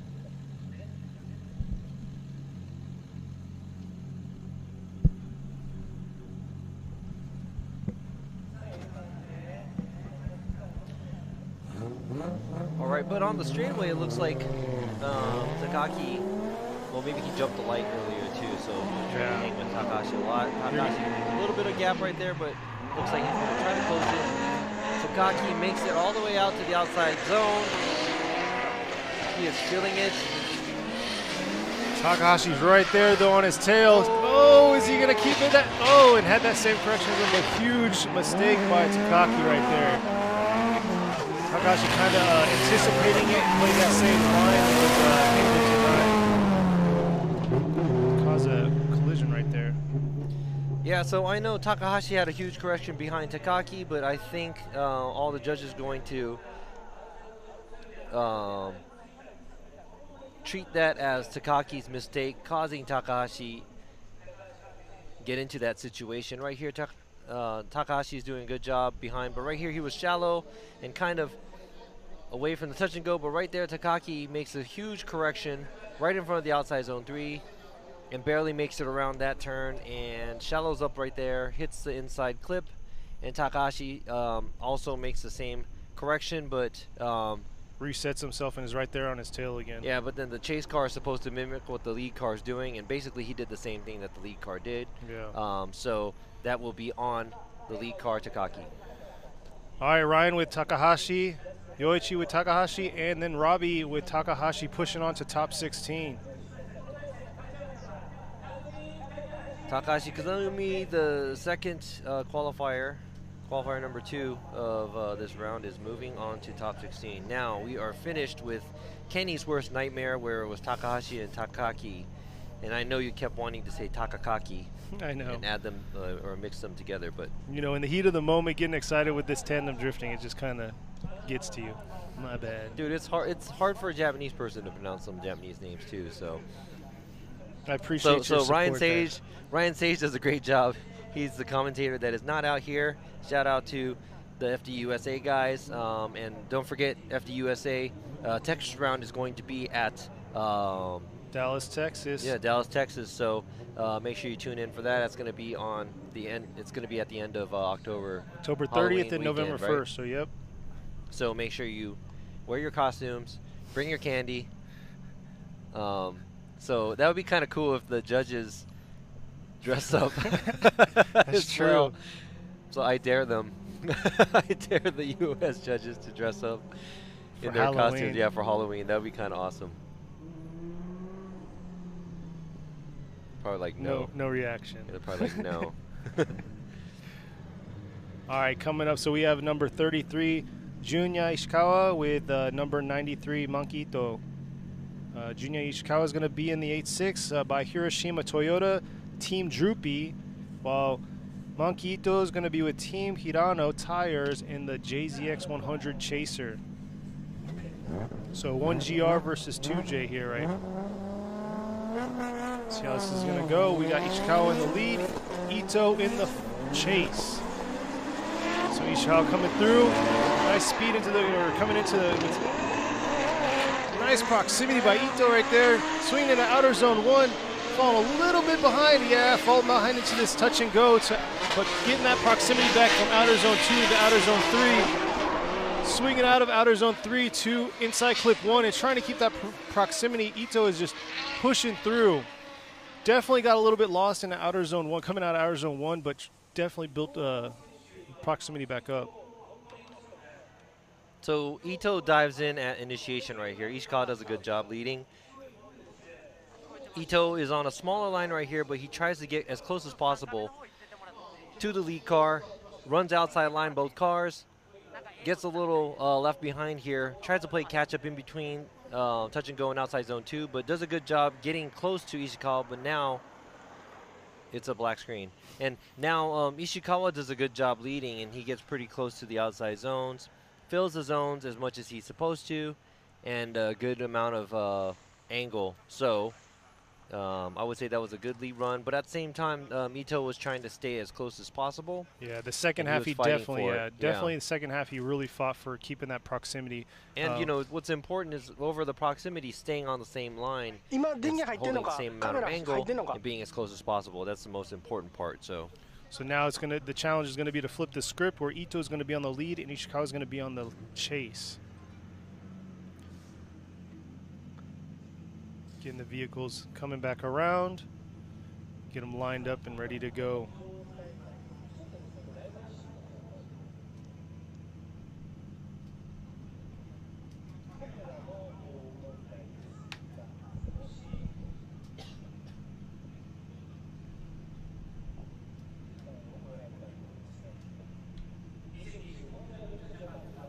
Yeah, so Ishikawa's teammate, car number 99, Matsukawa, is already in, and he is going to be moving on to top 16, going against car number 53, Yoshimura, on the other side of the bracket. So Ishikawa definitely wants to make it through, but at the same time, Monkey Ito is a veteran in drifting. He owns a car shop in Chiba called Ito Auto Service, and he specializes in JZX chassis, so he definitely wants to make it through and go into top 16. Yeah, sure. I mean, I know everybody wants to make it all the way to the top, and it's really, really hard. But both 1GR powered for the Team Droopy cars, so definitely interesting. Let's see, they're getting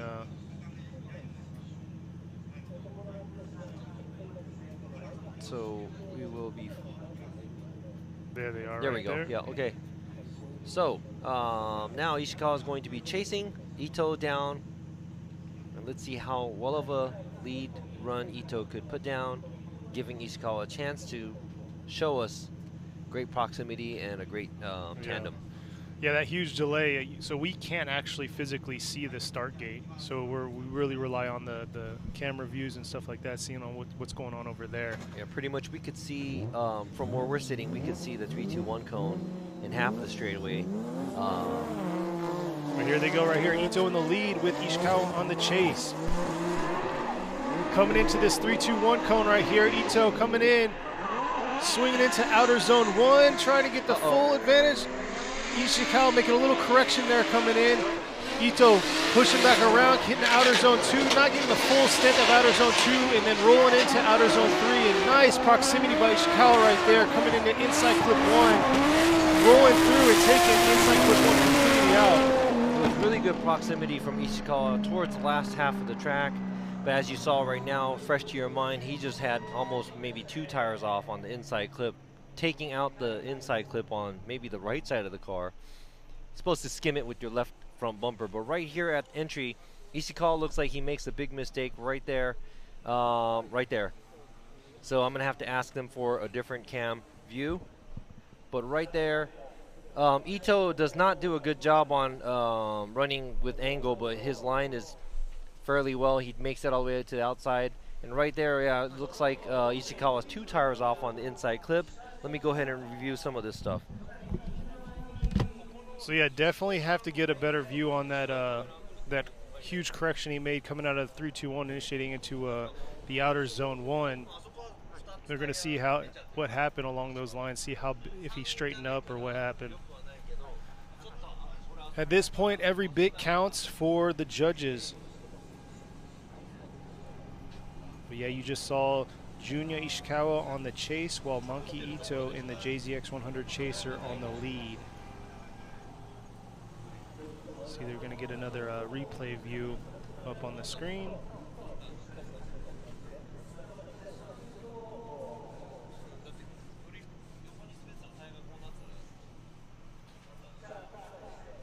So that's a challenging part for these judges. They need to get every angle so they're making the right call for these runs, because like we were saying before, they're going to be doing a comparison between lead to lead, chase to chase. Here you go. This is a little bit better view right here with the drone view. Coming through.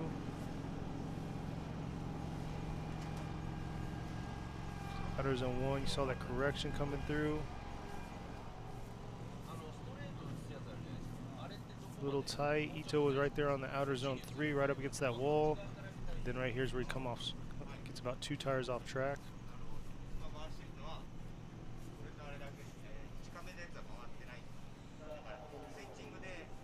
See another shot of the replay. Right here, there's where he like whips back around with the huge correction.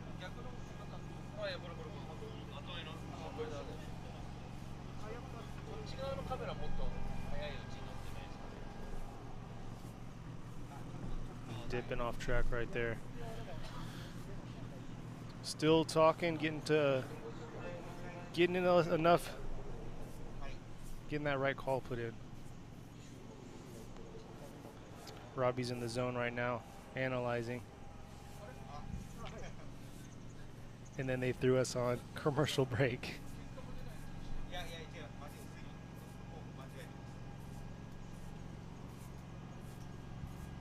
Sorry about that.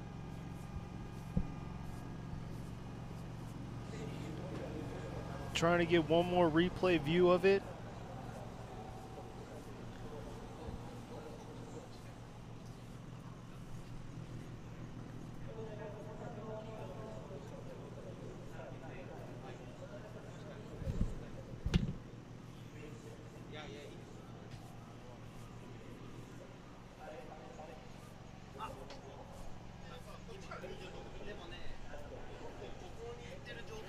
Swinging around.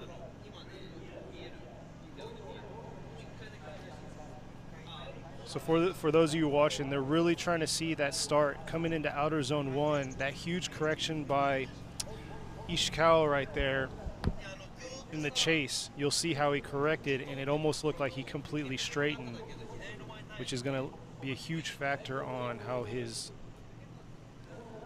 the judges look at this. So here we go right here. Both coming into 3-2-1 initiating, and then there's a huge correction right there.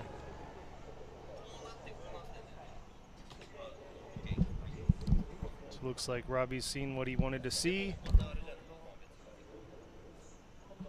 after these replays, and probably give us a better explanation of what he was looking for.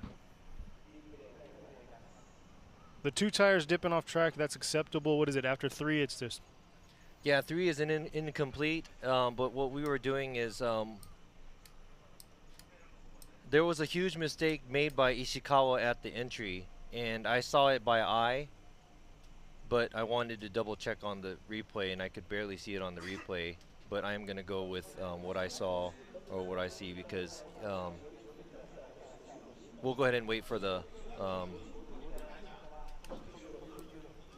see what the rest of the judges think on that. But definitely, yeah, that's hard to see, because obviously you could see with the chase run, all that smoke throwing up. We don't know. He could have got lost his line and had to do an adjustment there, or what happened.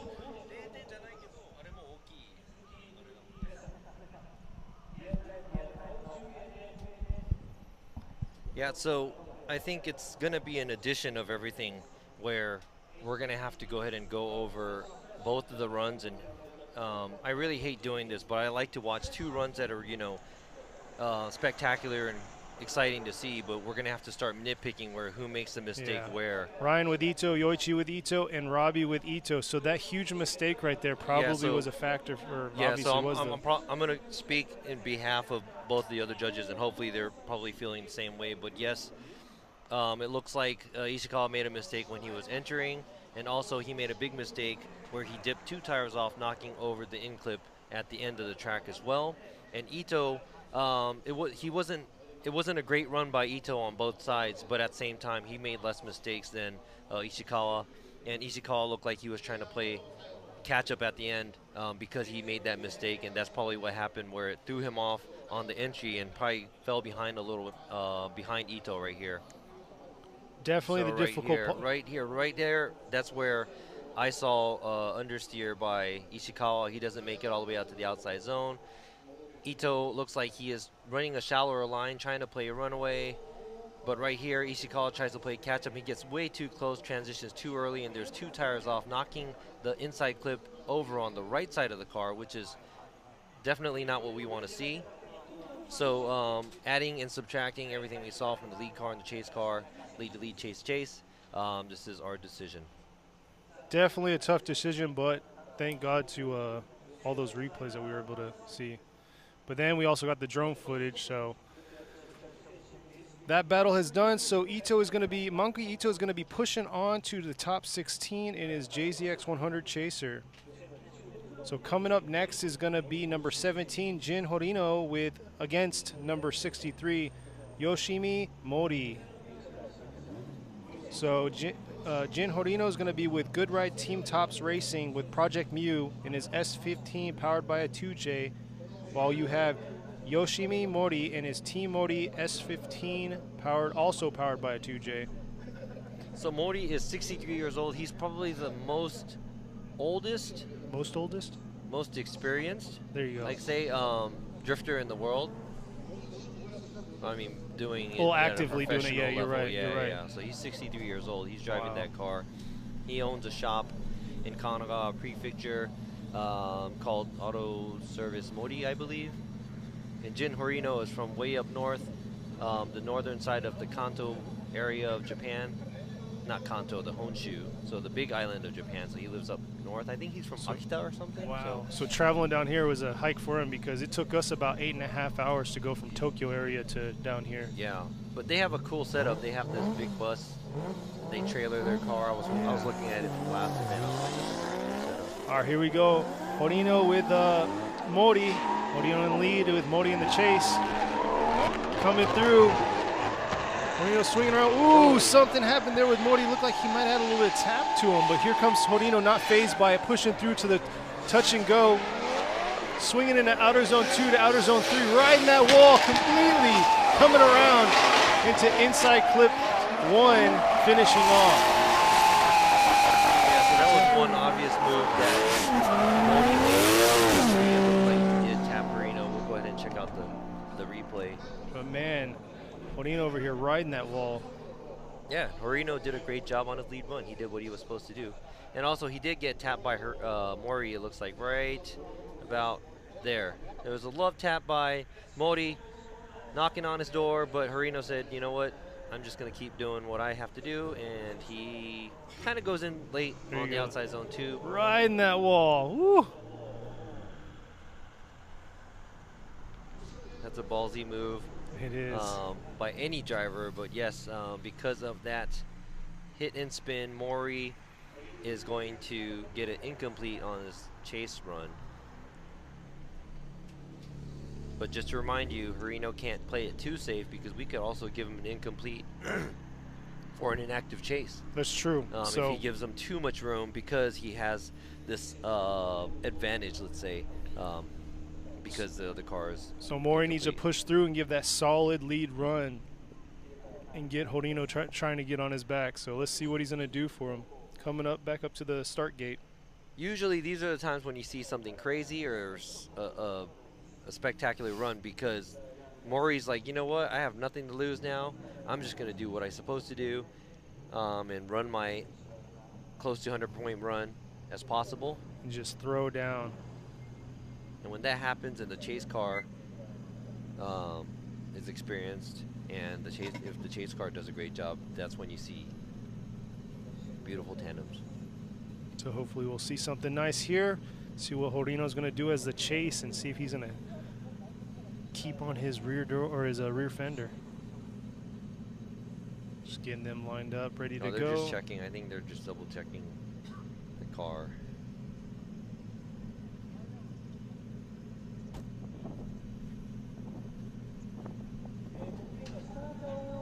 Just a tap, so probably just wanted to make sure there's nothing, you know, about to fall off and stuff like that. Exactly. Usually the official does a good job checking the car. They'll tape up whatever it has to be. But yes, the cars cannot be touched in between the battles, so you have to do a lead run and a chase run, and that's when the battle is over. So in between that, you can't do anything. So Modi right here in the lead with Horino in the chase. Modi pushing through, coming into outer zone 1, trying to give that flare right in outer zone 1, right where he needs to be. No, he a little bit deeper.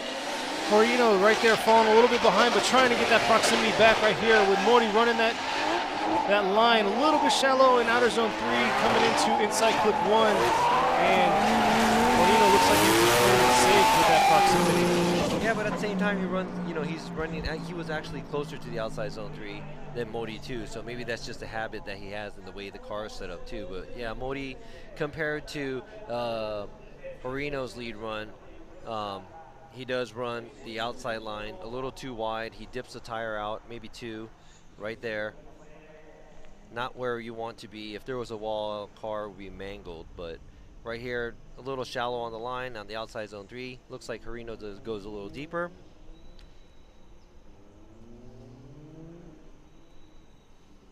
And then finishing through, so definitely Modi's mistake that he made on his chase run's going to be a huge negative factor for him.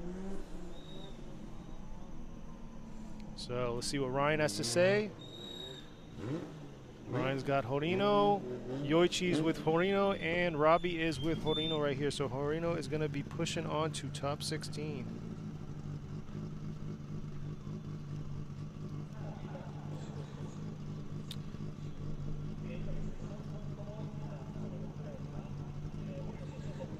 So next we have lined up is going to be number 8, Koichi Yamashita in his Team Will JZX 100 Mark II. He took second place at the last round in round 3 at Ebisu. And he'll be going against number 85, Daisuke Hara, in his Team MJ style with Action S15, also powered with the 2J. Yeah, so Yamashita was in the championship race last year. This Okayama round was the final round for the 2019 season, and he made it all the way up to the finals going against Andrew Gray, and he had a car issue and he wasn't able to run his final run. But it came down to the last round, the last battle of the season, to see who was going to be first and second, and he was a runner-up, and he couldn't make it to the start line, and he couldn't make a run. Couldn't fight for his first place battle, yeah. So he was second. So he's familiar with this track, but let's see how this is going to go. So Yamashita on the lead, Hara on the chase. Yamashita coming in at 3-2-1 into outer zone 1, sweeping around. Nice line into outer zone 1, flicking it right here. Light flick into the touch and go. Hara right there behind him, could close that proximity a little bit more. Yamashita throwing it down with a nice line in outer zone 3, coming into inside clip 1. And Yamashita getting lost right at the end in the smoke. Hara definitely could have closed that proximity and probably prevented a lot of that. No, Yamashita, or Hara got lost in his smoke. I said that. You said Yamashita. But yeah, definitely Hara could have closed that proximity a little bit more. Oh, I'm starting to click the pin again. Yeah, so the replay right here. Yamashita looks like he's a little late on the transition going to outside zone 2, and it looks like he's, you know, not much angle going through there, but at the same time does a great job on line. He fills most of the zones, a lot of smoke. Hara looks like he was just trying to hang on to being as close as possible behind Yamashita, but the proximity wasn't really there. So let's see what's going to happen, what Hara is going to do when he's leading. Yep, so Yamashita's going to be on the chase while we have Hara on the lead. Coming up to the gate right now.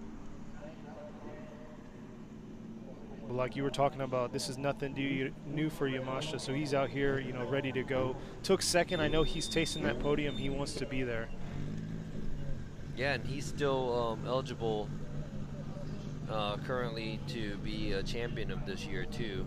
Yeah, he's technically right now at overall 4th in points at 177, so every bit counts. Yeah, so moving on and going as far as he can is going to be that much closer for him to win the championship as well. So here we go, Hara in the lead, Yamashita in the chase. Hara coming through into the 3-2-1.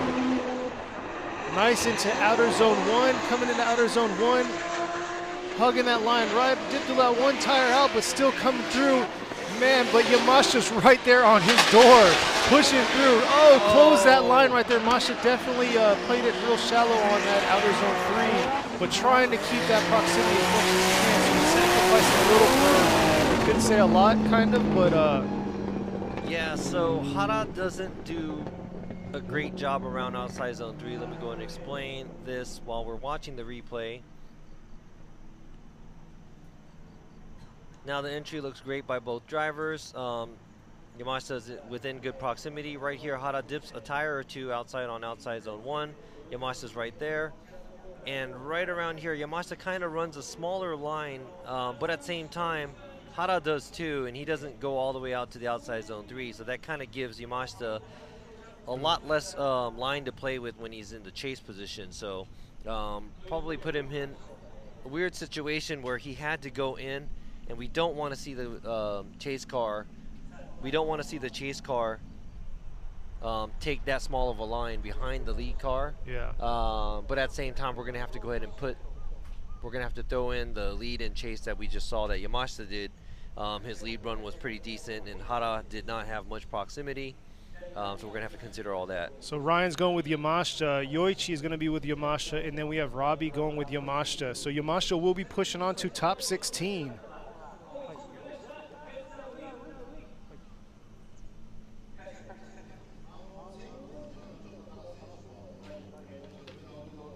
So yeah, like you said, cross-comparing them both, and Yamashita definitely had a solid lead run. Yeah, but I think we are looking closely on the lead run where they're not trying to run away. Yeah. And seems like Yamashita was trying to run away from the chase car after this ad-band bridge where the touch and go is, because they kind of shallow up, you know, and it looks like the car is trying to go straight. And, you know, I know at a transition, every car is straight for a split second because, you know, you're going from one drift to another, from one, like right here, the car's going to be swinging to the right, then it's going to be swinging to the left. So as you're swinging the car from right to left, there's one point where the car becomes straight for a split second. But when that's too long, where they're trying to gain traction and they're trying to, you know, leave the car behind, we don't want to see that as too long because, like we said, we're not trying to leave the chase car behind. Yeah. So try to drive fast. So next coming up, so we have number 15 already at the start line is going to be Katsuhiro Ueo in his Valino S15 powered by a VR38. And then he's going to be going against number 168, Masayo Minoa, in her Heyman TM Labo JZX 100 Chaser. So Ueo is the second qualifier. Or I'm sorry, he qualified number 3. Oh yes, number 3 at a 92. Sorry. At a 92. So let's see how well Minoa will be able to keep up with them. So Ueo on the lead. Ueo on the lead with Minoa on the chase right here. Ueo coming through, dipping one tire, but Minoa washing out in outer zone 1, but Ueo pushing through to outer zone 3, trying to get this clean line coming through into inside clip 1 and rolling all the way through. Not sure. I don't hear Minoa's car, so it doesn't sound like the car is on. Not sure what happened there. Definitely washed out coming into outer zone 1. Yeah, so engine must have cut off or something as they were mid-drift, as she was mid-drift, and probably just, you know, the car would start to correct, take them out on the outside. But yeah, right here you can see how she took off, and then he, obviously the power difference. Yeah, and it's really hard because at the start line, there's a chicane for the lead car that has to drive through, so that it'll actually keep it from trying to run away from the chase car.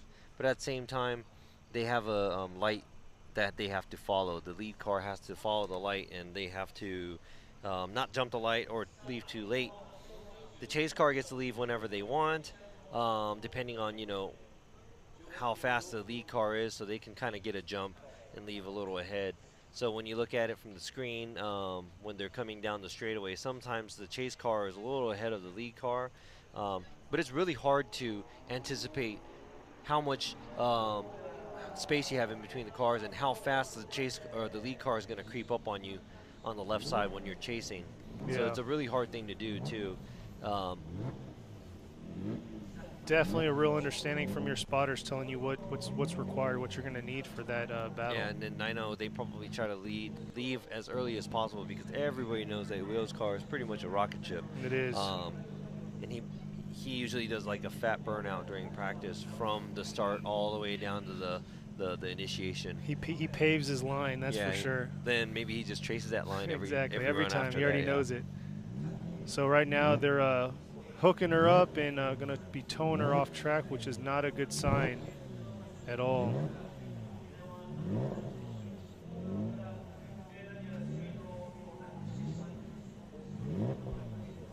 So they would have to call a competition timeout, I believe, unless it starts up for some reason on the way back to the pits. But we're going to go ahead and go into a small short break. Don't go anywhere. We will be right back.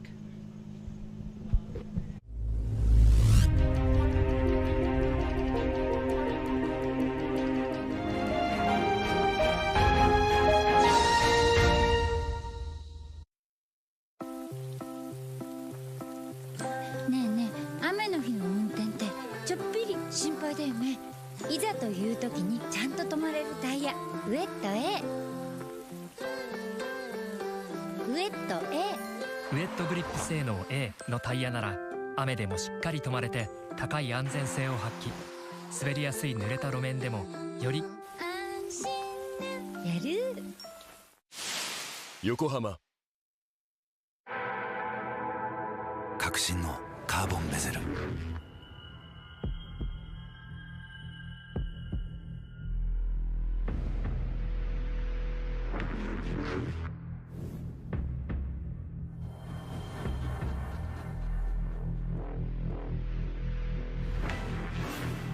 Bluetooth 搭載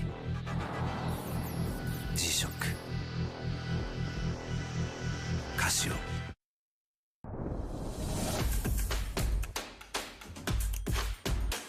The brightness called brilliant.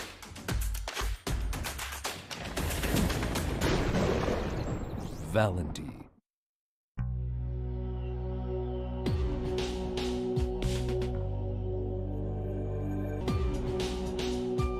Quality of Japanese craftsmanship. ブリッド。 What's up, guys? It's Frederick Galspo, and I use RSR suspension on all my drift cars. I love RSR. Iyo RSR Ichiban. 究極の静かさと安全性。オンロード、オフロード、世界中で活躍するケンダ。その信頼を支える静音性、安定性と対摩耗性。世界が認めた技術と信頼を街乗りで高品質と納得の価格、タイヤのポテンシャルをあなたに。ケンダ。伝統と革新、小倉クラッチのテクノロジーを凝縮。チャンピオンを取るためのクラッチ、小倉レーシングクラッチ。ORC。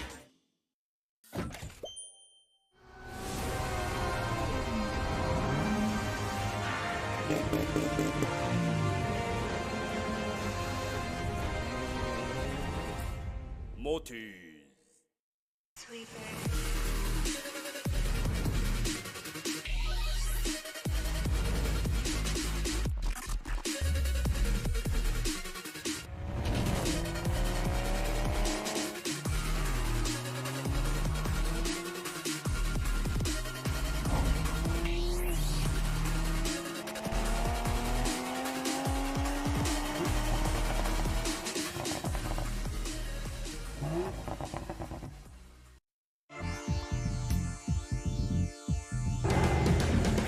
The brightness called brilliant, blinding and vivid. Valenti. ねえねえ、雨の日の運転ってちょっぴり心配だよね。いざという時にちゃんと止まれるタイヤ、ウェット A。 ウェット A。 ウェットグリップ性能 A のタイヤなら雨でもしっかり止まれて高い安全性を発揮。滑りやすい濡れた路面でもより安心やる。横浜。革新のカーボンベゼル。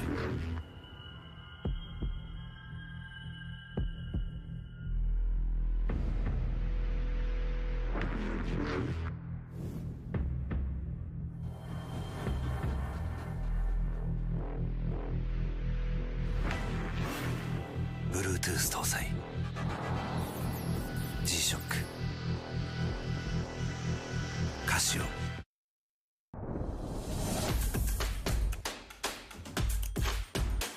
The brightness called brilliant.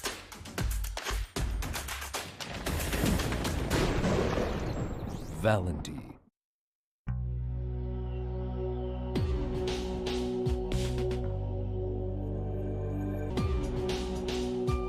クオリティオブジャパニーズクラフトマンシップブリッド。 What's up, guys? It's Frederick Ospo, and I use RSR suspension on all my drift cars. I love RSR. Iyo RSR Ichiban. 究極の静かさと安全性。オンロード、オフロード、世界中で活躍するケンダ。その信頼を支える静音性、安定性と対摩耗性。世界が認めた技術と信頼を街乗りである。高品質と納得の価格、タイヤのポテンシャルをあなたに。ケンダ。伝統と革新、小倉クラッチのテクノロジーを凝縮。チャンピオンを取るためのクラッチ、小倉レーシングクラッチ ORC。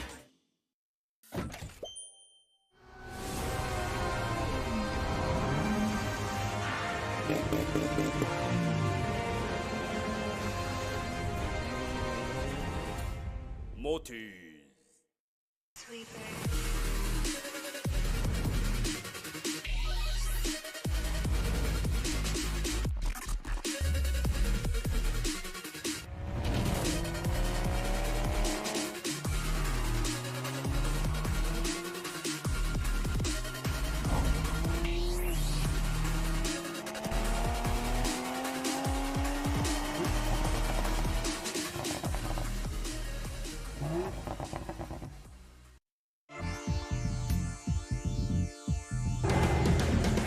The brightness called brilliant, blinding and vivid. Valenti.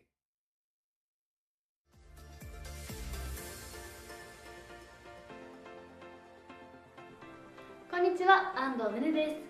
これから皆さんと一緒に選手たちの熱い展開を見るのがすっごい楽しみです。一緒に盛り上げていきましょうね。こんにちは、モーターゲームズガールズの伊藤静乃です。今年はどんな熱いドラマが待ち構えているのでしょうか。皆さんと一緒に楽しく盛り上げていきたいです。よろろしくお願いします。こんにちは、立花まさきです。みんなで楽しんでいきましょう。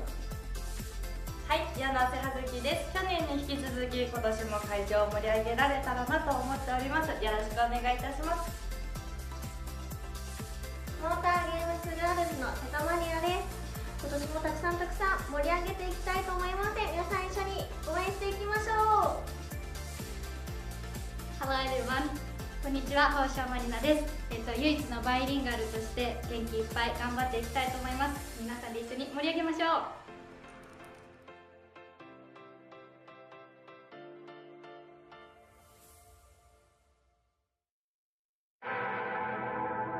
革新のカーボンベゼル。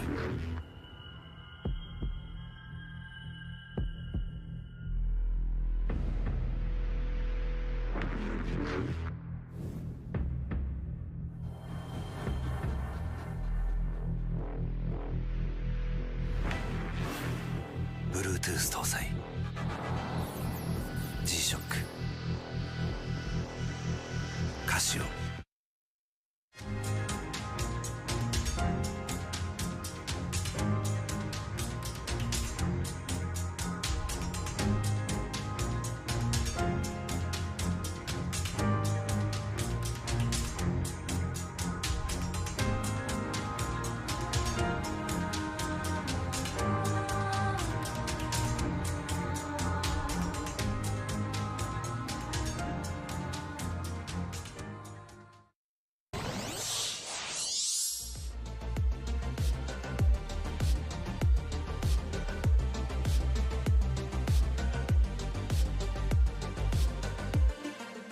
ニュージータフォ誕生。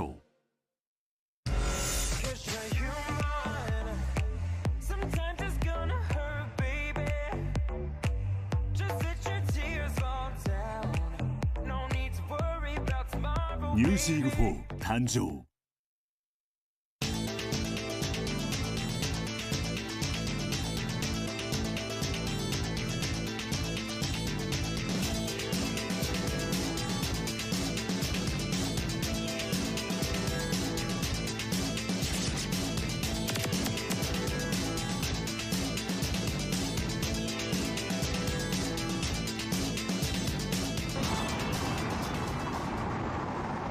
RSR Ichiban.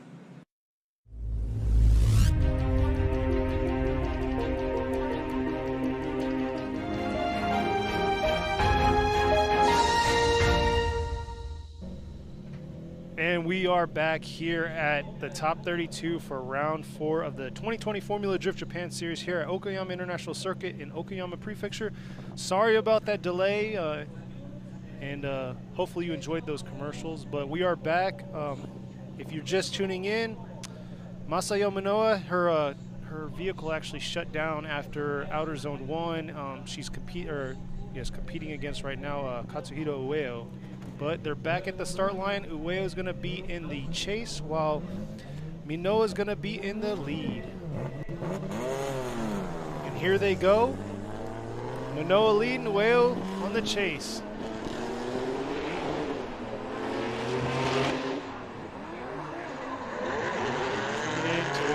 Outer Zone 1. Noah right there trying to throw that angle.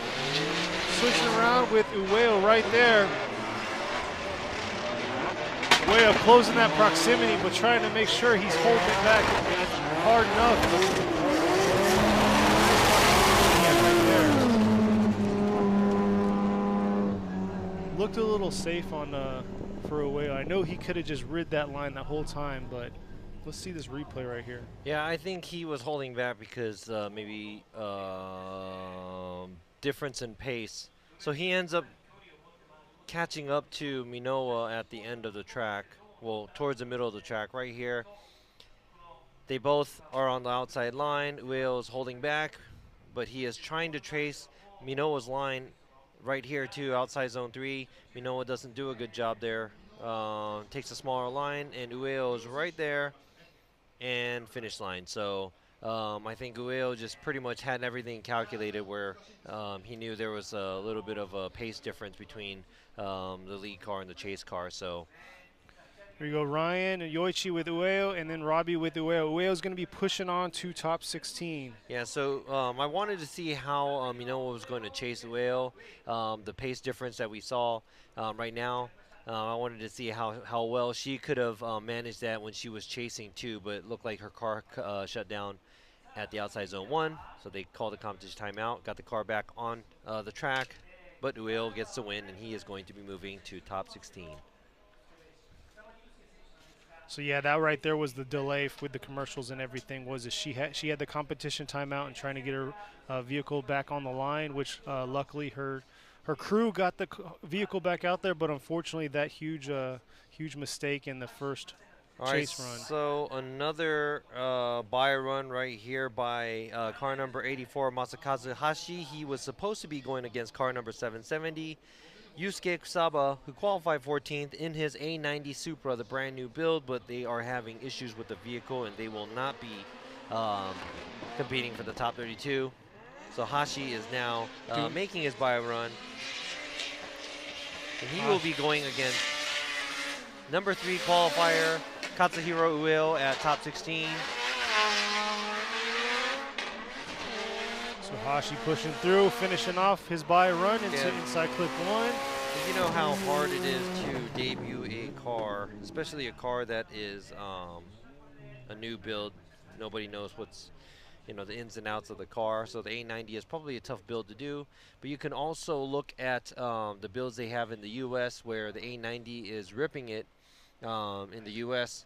under Steph Papadakis' team. Rockstar drivers Frederick Osbo and also Kenshiro Gushi. They're both under the Toyota umbrella, and they both debuted their A90 for the 2020 season. And you'll be able to see those cars at Formula Drift USA.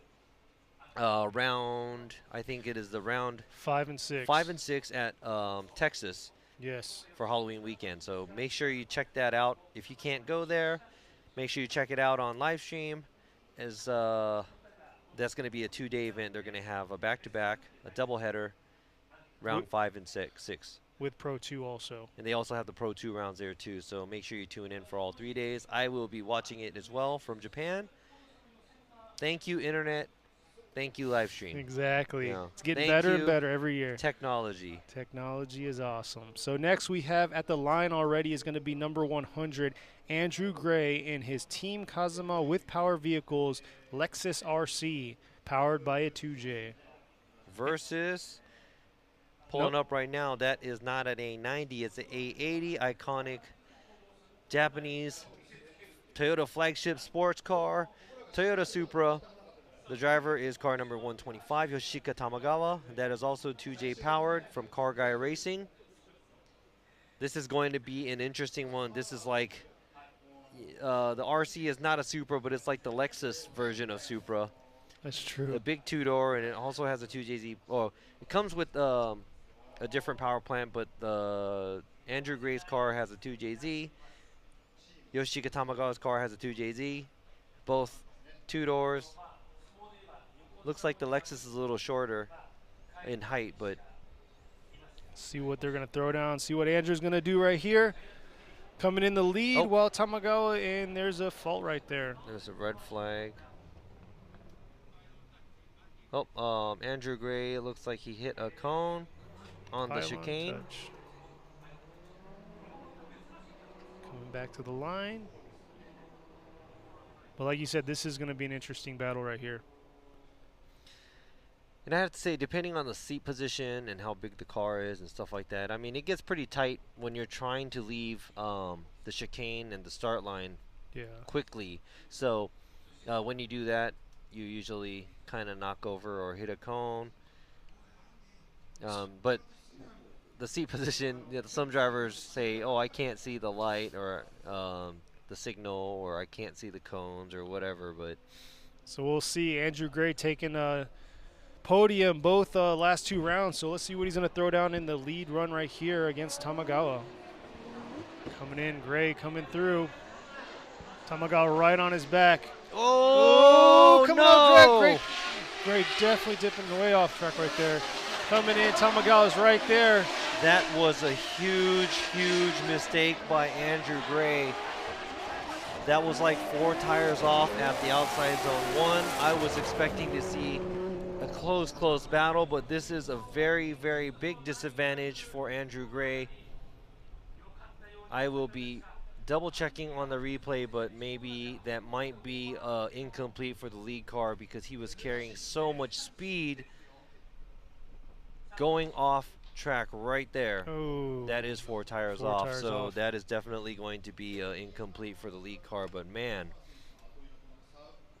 Tamagawa with the advantage right here, but we're going to have to see what Tamagawa is going to throw down on his lead run. Anything is a possibility right now. I mean, like you said, lead to lead, chase to chase. Here's another view from our drones. Coming in right here into 3-2-1 to the outer zone. Yeah, that real was hard to clearly see. way off. Yeah. It's very unfortunate right there. Man, I mean, that's kind of how can I say it? It's unlikely for Andrew Gray to do that, I guess. Especially with all of his practice runs and qualifying yesterday, he didn't have anything like that. Yeah, so this pretty much shows definitely trying to keep the car under control and keeping on the line is very, very hard, especially when the cars are rocket ships like this. And being able to tame them and keep them within the track, taking them to the correct places on the outside zones. So the roles are swapping now. Tamagawa is going to be on the lead while Gray is going to be on the chase right here. Everything's looking good. Oh, this is looking bad for Gray because he is a points leader right now for the series. Yeah, sitting currently, at 247 right now currently. Yeah, and this is top 32. So here we go. Tamagawa on the lead. Gray on this chase right here. Coming down the stretch into the 3-2-1.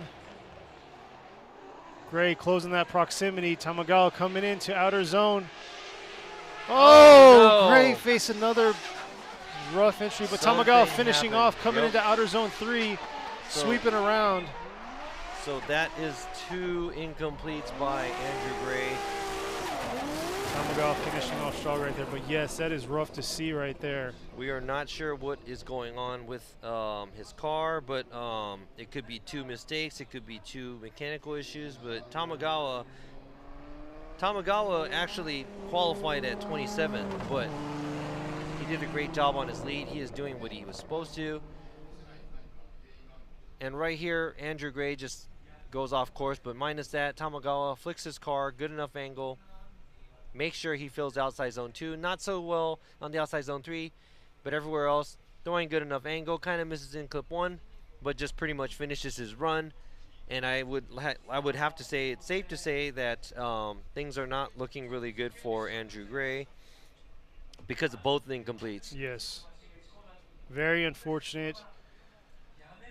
Coming in with a lot of momentum into outer zone 1. But yeah, this whole weekend so far, I don't think Andrew Gray yet once went off track like that. So very odd to see that. Yeah, you know, and I would have to say this is the most upsets I've seen out of the seasons where the lower qualifier beats, I think almost half of the battles here we had today, the lower qualifier beats the higher qualifier. That's true. Let me go ahead and count that up. For instance, Miyoshi beats Amagai. That was 16 against 17. Yoshimura, which is 25th, beats Mizutani, who is 8th, who qualified 8th. Iha beats Murayama. Iha was 28th. Murayama was 5th. Ito beats Ishikawa. Ishikawa was 15th. Ito was 18th. And, well, Kusaba had to bow out for his run, but Hashi moves on with the bye. And now this one, Tamagawa, who qualified 27th, went against qualified number 6, Andrew Gray, and takes the win, is going to be moving into top 16.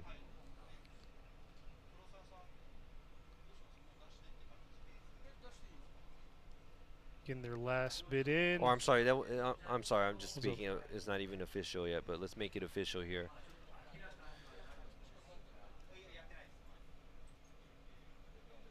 Waiting for the official call here. There we go right here.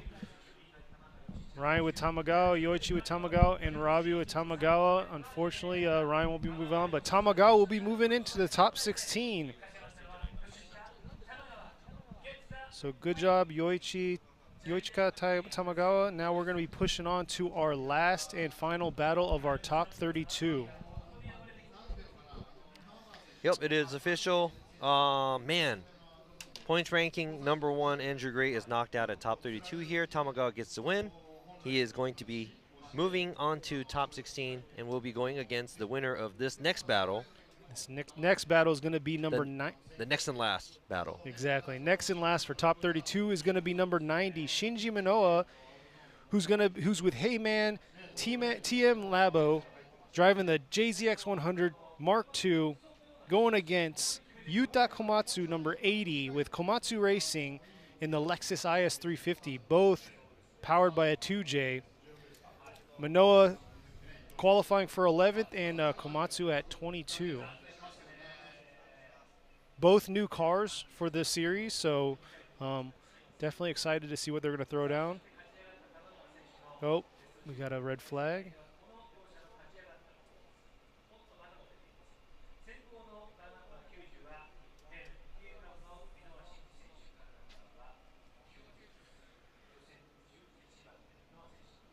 See how Komatsu's going to do. So I guess Minoa just jumped the light. Okay. Yeah. So we're going to see how Komatsu does on this chase run right here against Minoa. Minoa's been doing a pretty solid job with his line out here on all his practice runs. Sorry, cut off a little bit there. Getting the line back up. Yeah, these are obviously new builds, so the cars are like crisp and clean and new. Watching the different kinds of car builds is also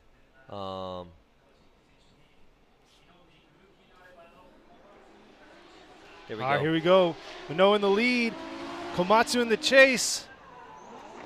Komatsu trying to dial in, close that proximity up on Minoa. Minoa coming into outer zone 1, swinging into this touch and go, and Komatsu's right there. Woo! Getting that proximity close on him, but maybe took too much because he just kind of dipped out a little bit, coming out of outer zone 3 into inside clip 1.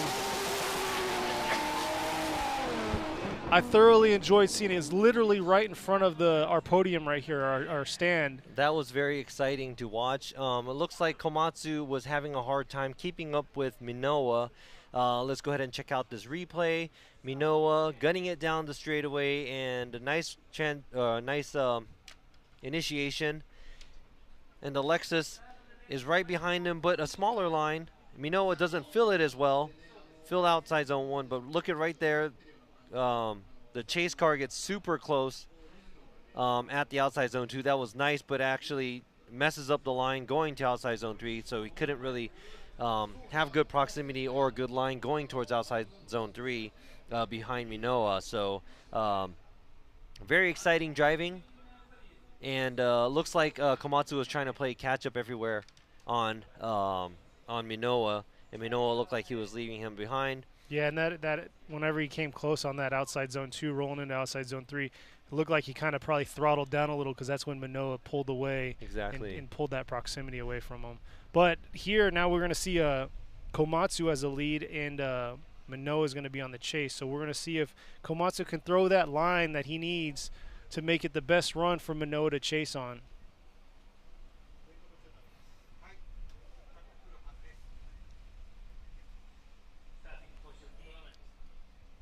All right, here we go. I know during the practice one watching Komatsu, he kind of struggled with getting full into the outer zone. So we'll see if he can fulfill all those outer zones and then push through. Yeah, because he was falling behind the lead car, but he looks like he's not so intimidated if he has to get super close to the car. But now he has nothing in front of him, so he's free. He could do whatever he wants and drive in front. Here he goes. Komatsu in the lead, Minoa in the chase. Coming through the 3-2-1. Komatsu coming into outer zone 1, getting that outer zone 1 as much as he can with Manoa right on his tail. Right here, Manoa taking right up against him, coming through into outer zone 3, and man, Manoa is right there, just not letting anything phase him. And Komatsu just trying to push through, throw the best line he can for him. Man, he was so close, he took his bumper out. All right, so at the end, it started to look sloppy for Minowa when he was chasing. He had to cut in. Let's go ahead and check out this replay. Komatsu's first outer zone. Right here, quick flick, nice initiation by both drivers, and it looks like Komatsu is running the similar line from Minowa, and it looks like Minowa is doing the similar things with Komatsu. Both cars very similar here, but right here it looks a lot smoother for both of the cars in the first run, but right there it looks like Minowa gets a little sloppy at the in clip right before the finish line. So this is going to be a hard one because if we go lead to lead, chase to chase, Komatsu looks like he did fairly well on the lead, and it looked really similar with Minowa's lead too. Yeah, that's definitely tough for y'all over there making the call. So it was very similar. They both had their fair share of mistakes in their lead to lead, chase to chase. But we'll see what these judges have to say. But both lead to lead, chase to chase, they were both exciting. They both had their yeah, there flair. was a goods and bads. So especially this outer zone 2 right here. It's like that was like the locked and loaded spot for both of them. Yeah. All right, we got Ryan with Manoa, Yoichi with Manoa, and one more time by Robbie. Looks like Manoa will be going on to the top 16, and that just wrapped up all of our top 32 right there. Yeah, that was it for top 32. We have a few upsets, and we also have a few great battles that we just saw. Hopefully, we could see more close proximity starting top 16. It's going to be very exciting. Right now, I just weighed off of both mistakes and both lead and chase, and I looked at Minowa's lead or chase. He got close with proximity, and it was very steady, but at the same time, he made a huge mistake at the in clip right before the finish line, and that weighed that pretty heavily. And Komatsu had a okay pace behind Minowa and really dived in and tried. Yeah. It showed that he was trying to get close to the lead car as much as possible, and I kind of gave it both of the lead runs a similar run. But I do see how the other two judges is going with Minowa, because overall Minowa was dominant and he was a lot closer in proximity overall. So Minowa moves on. And this is the beauty of having three judges, because we have small differences in thoughts, and that can make a big factor in the choices. But instead of having one person dominating everything, we have three guys talking about it, and that was two guys against one. Minowa moves on. This is going to be exciting to see. The top 16 coming up here in a few. Let's see where we're at right now. Yeah, about an hour and a half, I think, is when top 16 is going to kick off, or when opening ceremony is going to kick off. But definitely was an exciting run. Would have loved to seen it one more time out of the two of them. But like you said, Manoa is going to be pushing on to that top 16 slot. But great job for all the teams that made it out here. Great job, even the cars that are going home after this who can't move on to top 16. Great job to all the teams and drivers and everything. We will be back here at 12:40 Japan time. So we're going to be back here early in the afternoon at 12:30. About an hour from now. I'm sorry, 12:40. We're going to be back on air streaming, so that's about an hour. And we will be back shortly. Thank you all for tuning in for top 32, and we hope to see you at top 16. Just leave your screen on this. We'll be right back. Or I don't know if it's another. It's another one. Yeah, so it's another okay. one to go do another link. So go and get your lunch. Make sure you come back, get your drinks and snacks ready, because we're going to be back watching some cool tandem, and see you guys in a little bit. Bye-bye.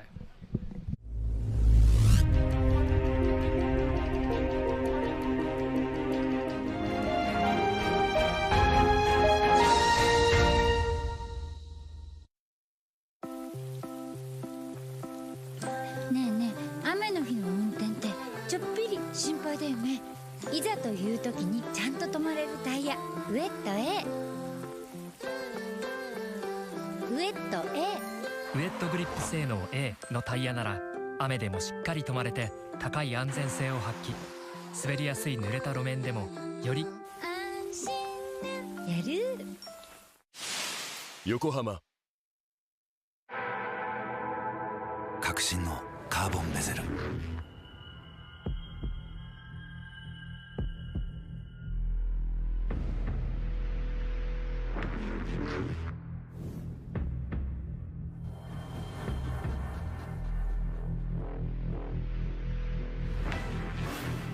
Bluetooth 搭載 G-SHOCK カシオ。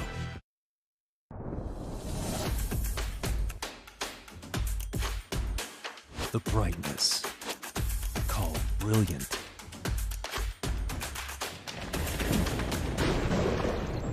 Valenti.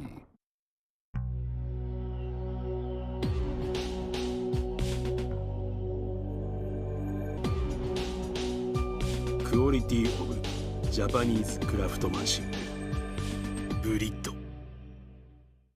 What's up, guys? It's Frederick Ospo, and I use RSR suspension on all my drift cars. I love RSR. Iyo RSR Ichiban. 究極の静かさと安全性。オンロード、オフロード、世界中で活躍するケンダ。その信頼を支える静音性、安定性と対摩耗性。世界が認めた技術と信頼を街乗りである。高品質と納得の価格、タイヤのポテンシャルをあなたに。ケン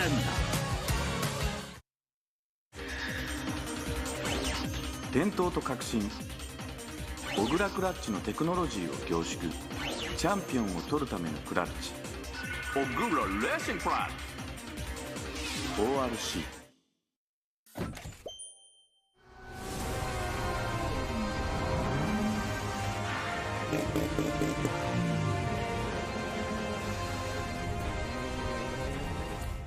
モティ